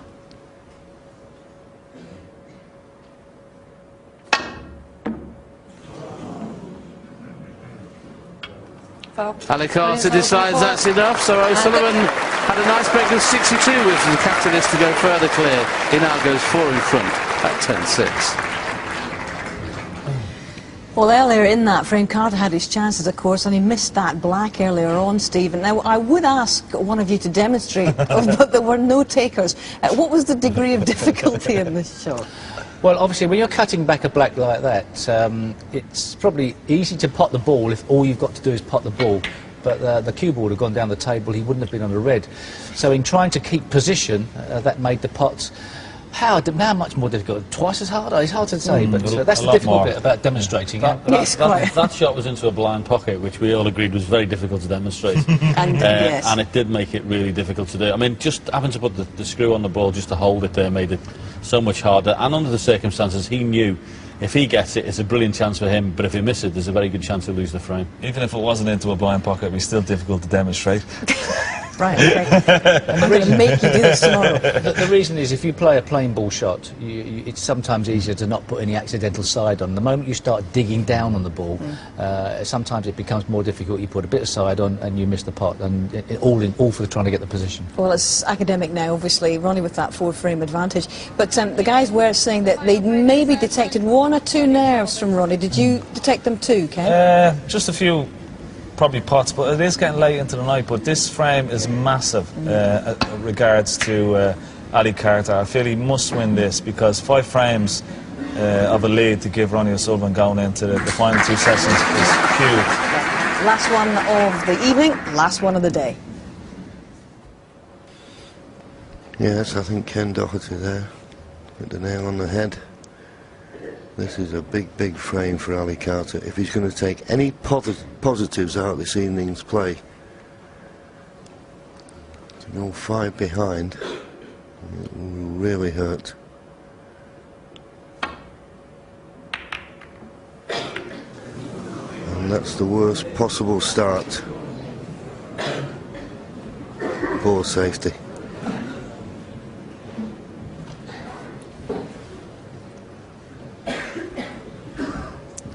He had a little bit of a result, bit of good fortune. You don't usually get it when you need it most.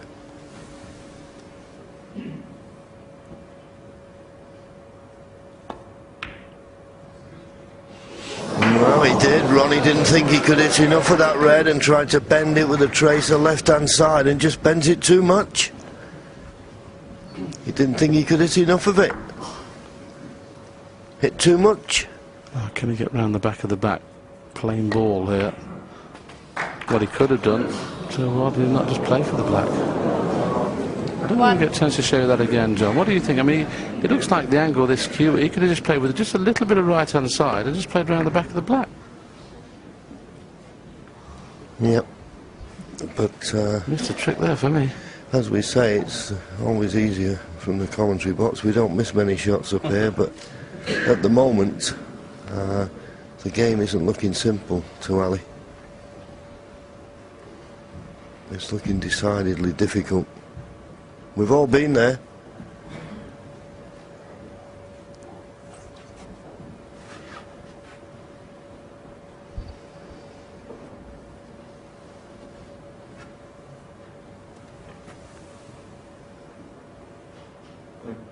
Green ball.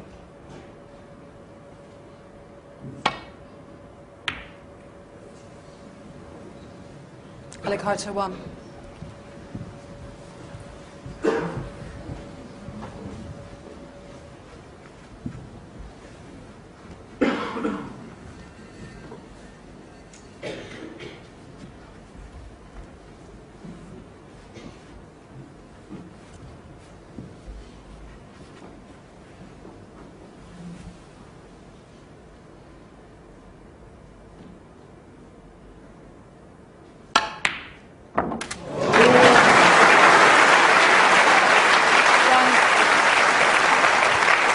Excellent pot.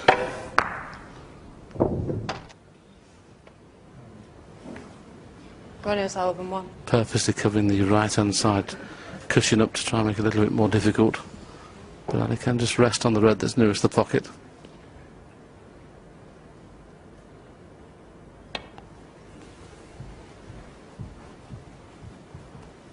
This frame is just a must for me for Alicante. It's going to be tough from 11-6, from 10-7. Still well in the game. 11-6.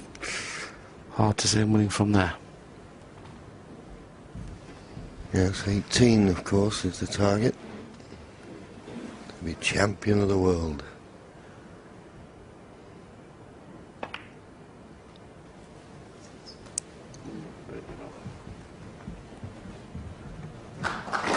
That's a better length from Ronnie. Don't know whether Ali can get through to the potting angle of this red. Oh, maybe he can. It's a thin one. He's got to hit it thin. Well played. Just a fraction more on the safety shot from Ronnie. That shot wasn't on. Terrific pot, but he's not pleased with where the cue ball's finished. Close to the cushion, tough blue, very difficult black. Well, the way he's pointing near the baulk cushion, he's thinking of playing safe.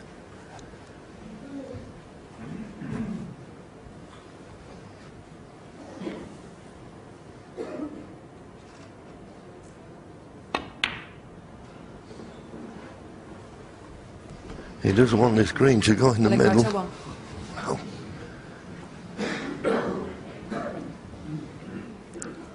Pretty good. He's just asking a question here of Ronnie.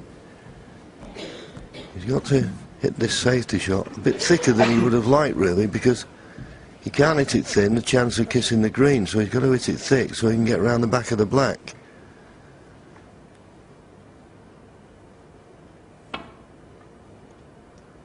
Well, in the end, didn't think he could risk it, so decided to play the snooker. Wonderful. The imagination that went into that shot without hardly thinking, and as I've said before, I used to say it about Alex Higgins all the time, a snooker brain, born with it. It was nice to see that little tap on the table, because I'm sure when Ali was sitting in his chair, he never even considered it could be snookered behind the black at his next visit. Okay. It's a relatively easy escape, unless he's left the red in the middle.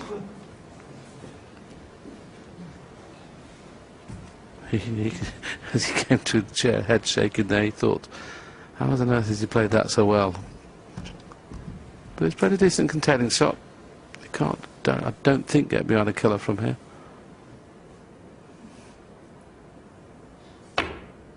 Yeah, so he's got a slight chance of playing the aggressive safety. This cue ball's close to the pocket, you know.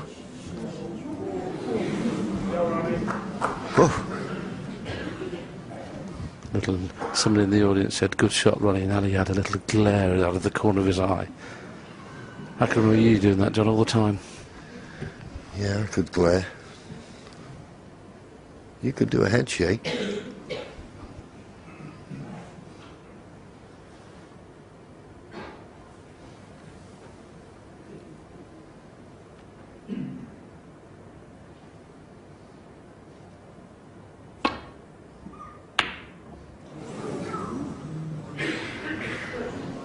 I thought the only red he could leave was the one he was playing, and I think that's exactly what's happened.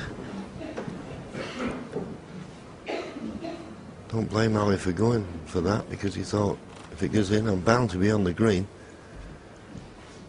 I think when Ronnie cuts this in, he's going to run into the black, but as I say, the green being near the middle pocket, is he going to turn it down? If he stuns it in to miss the black, John, he could go in off in the green pocket, so be a little bit careful here. Refused it, yeah, refused it. Well, okay, refuse it, but don't kiss the brown. You won't be pleased with that.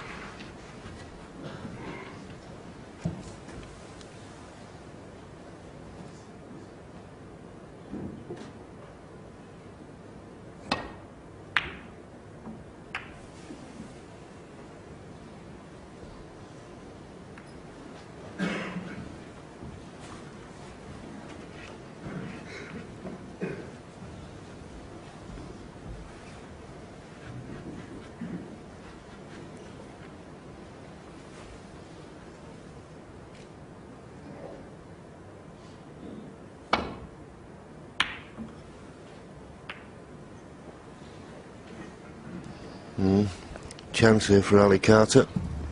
Get through to this red to the left corner. Big frame for him.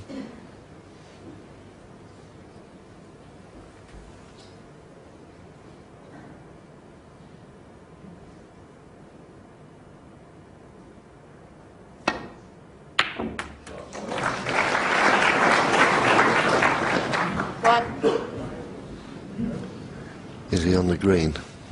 I would suggest he is. Always look at the body language of a player. He didn't look too disappointed, so he must be able to get through to it. Yes, and he can hold for the one to the right of the pink, can't he, by just screwing back 3 or 4 inches.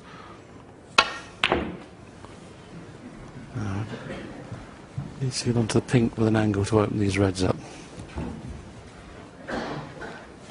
Because the blue, Snooker playing for the blue because the pink is well off its spot, which makes the blue into the pack very difficult.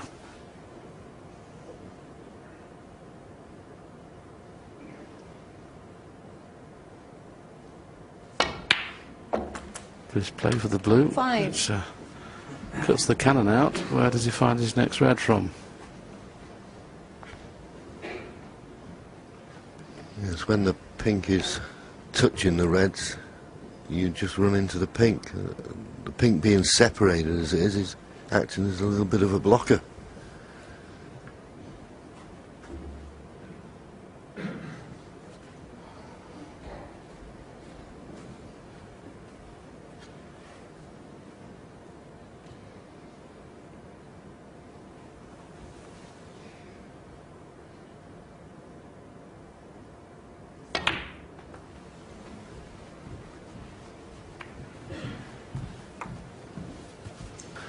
Well, that's not what he intended, but 10. He's had a little bit of result. Don't get me wrong, this red is tricky, but he's finished straight on it, so he's just going to roll it in to be on the black. Lucky to have it. Oh,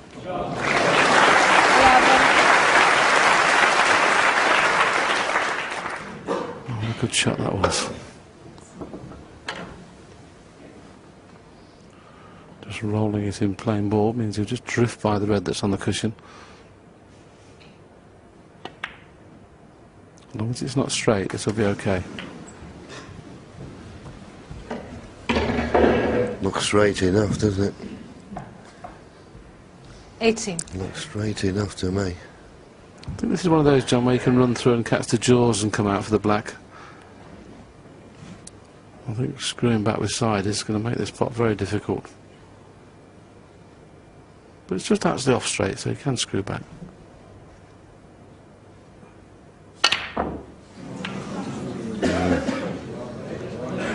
Ali Carter, 18.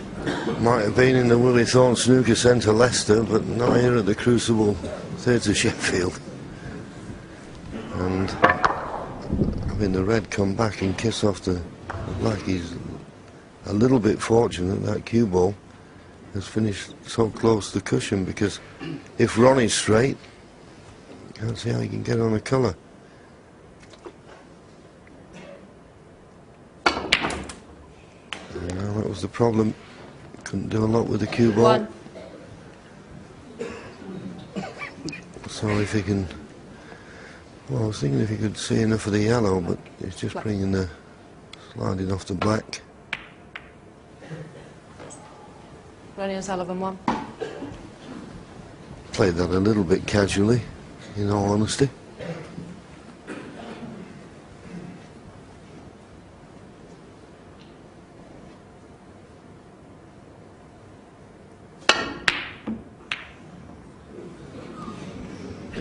Well, I'm just getting the feeling at the moment that this game plan is being torn up by the shots.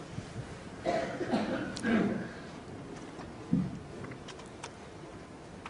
think Ali at the moment now is deciding that it's a big frame and maybe I've got to try and make things happen. It's always a dangerous line between defence and attack at the best of times. Oh, that red looks as though it just went, but too tight for Ronnie's liking.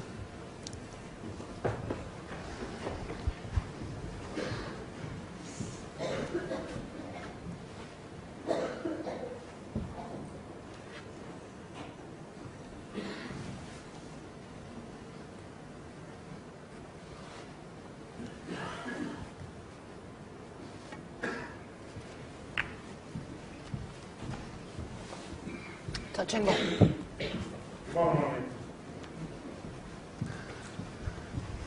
we are with this marvellous shot as we drift in. Ronnie just takes advantage of the touching ball. As long as he gets that cue ball tight against the cushion. All that Ali can really do is just roll into them again.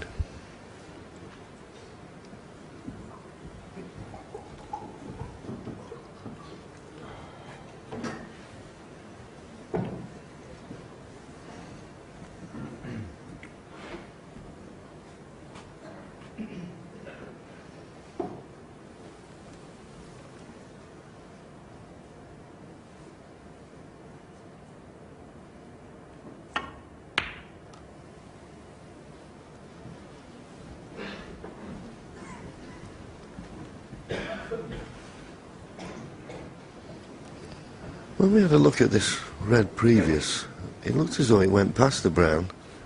Ronnie didn't play it, I assume, because he was... There you go, it does go.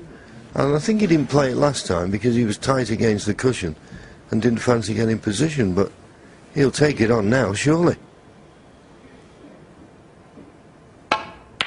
Well, he still didn't fancy it.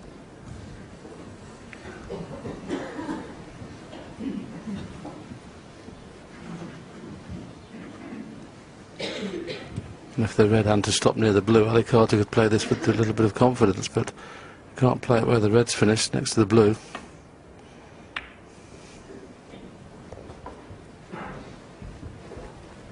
Strange choice though from Ronnie when that red had just passed the brown. It looked as though, you know, it could have been a pot that could have set the frame up for him. Ronnie's probably realising this is a massive frame, being the last frame of the evening. It's either 3 frames or 5, isn't it? Yeah, you've got to bear that in mind, absolutely. And he's probably also getting the feeling that Ali's going to push the boat out, and he's probably never had that feeling in the match so far. You know, he feels a couple of good safeties, and Ali might be tempted by a long one.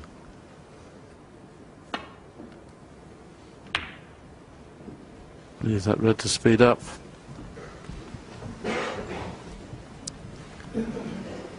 He's covered it. He's got to be careful when he's playing this, Ronnie. He avoids a kiss on the black. And we played it the other way. Is he nestling behind the brown? Not quite.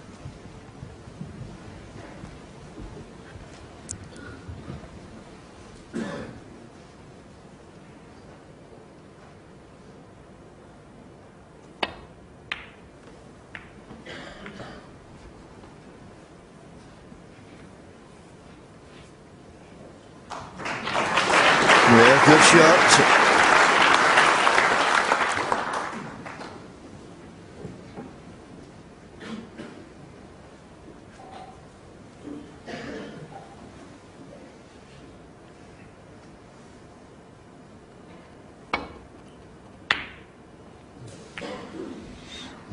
The double kiss has spoilt it. He's left this red on for Ali Carter.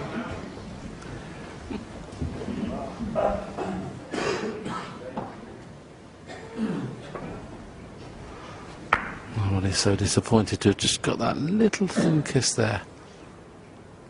Ronnie was so disappointed, he smiled, going off towards the table, and he actually, funny enough, looked at his shoe as if to say he was a bit unlucky there, but I don't think he was unlucky. Now surely can he get the green into the bunch? I mean, the blacks have no value.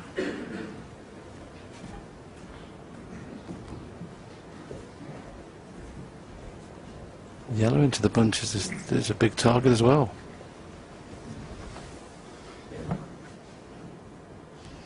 Yeah, that's the line he'll be looking for. Just caught the pink first, but he's not done any damage to the position. He's on a red, that's all he was hoping for. Three.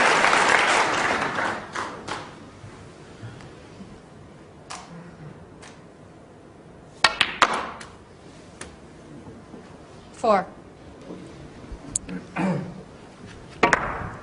As I say, he'd preferred not to have flicked the pink, but it didn't spoil it. Now he's going to play the pink. He's pretty good with the rest, is Ali.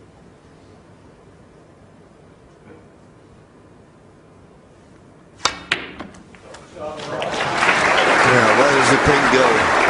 Does it go on its own spot? And if it does, is it available? It's in the open. And now Ali Carter with a 28-point lead.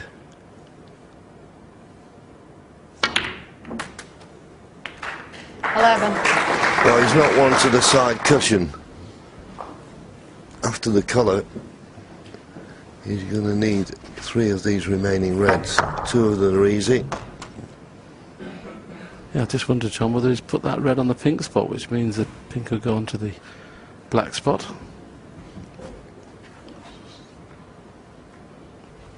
It's straightforward. If the pink goes on the black spot, obviously, probably not. The pink must spot.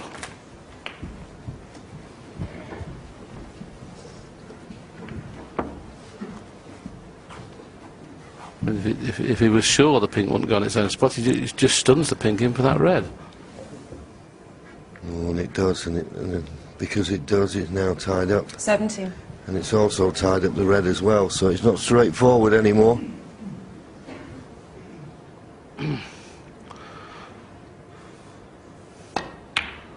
Well, Ali Carter and his team 18. should take a lot of solace out of this if he can come out of this session 5-4, because boy, he's done nothing this evening really. If he escapes 5-4, well, he must feel like he's won the session.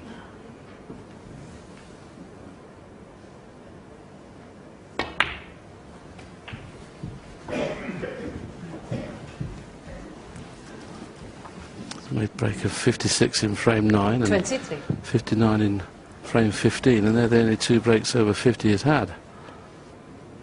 And to win 4 frames against an OSullivan that's actually in form is a pretty good performance. Ali Carter 23. Not only has he missed the red has run across the table and brought the other red, which close the pink into play. So one good pot from Ronnie, and he's right back in this frame. Here it goes. Now he needs a good kiss on the green, you feel. He's not got it. 1. But he's just about on the black, you would imagine, but bit of work to do. Well, maybe the red that's just to the right of the pink will go to the left middle, the same pocket as the black, funnily enough. Ooh, it's the pace that kept that one out. Ronnie O'Sullivan 1. So 40 points behind. So we see that black. And as Ali Carter comes to the table, I'll reverse the situation. 40 points ahead, 51 remaining. He's looking for this red and one more colour to win this vital final frame.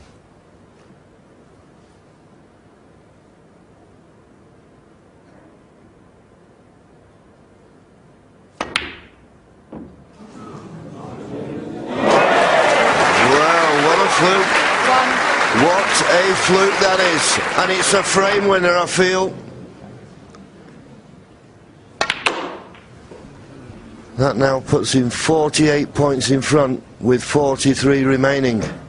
And if he doubles this red, Ronnie will shake hands and say, see you tomorrow afternoon for the third session. In it goes, so tell him fluke.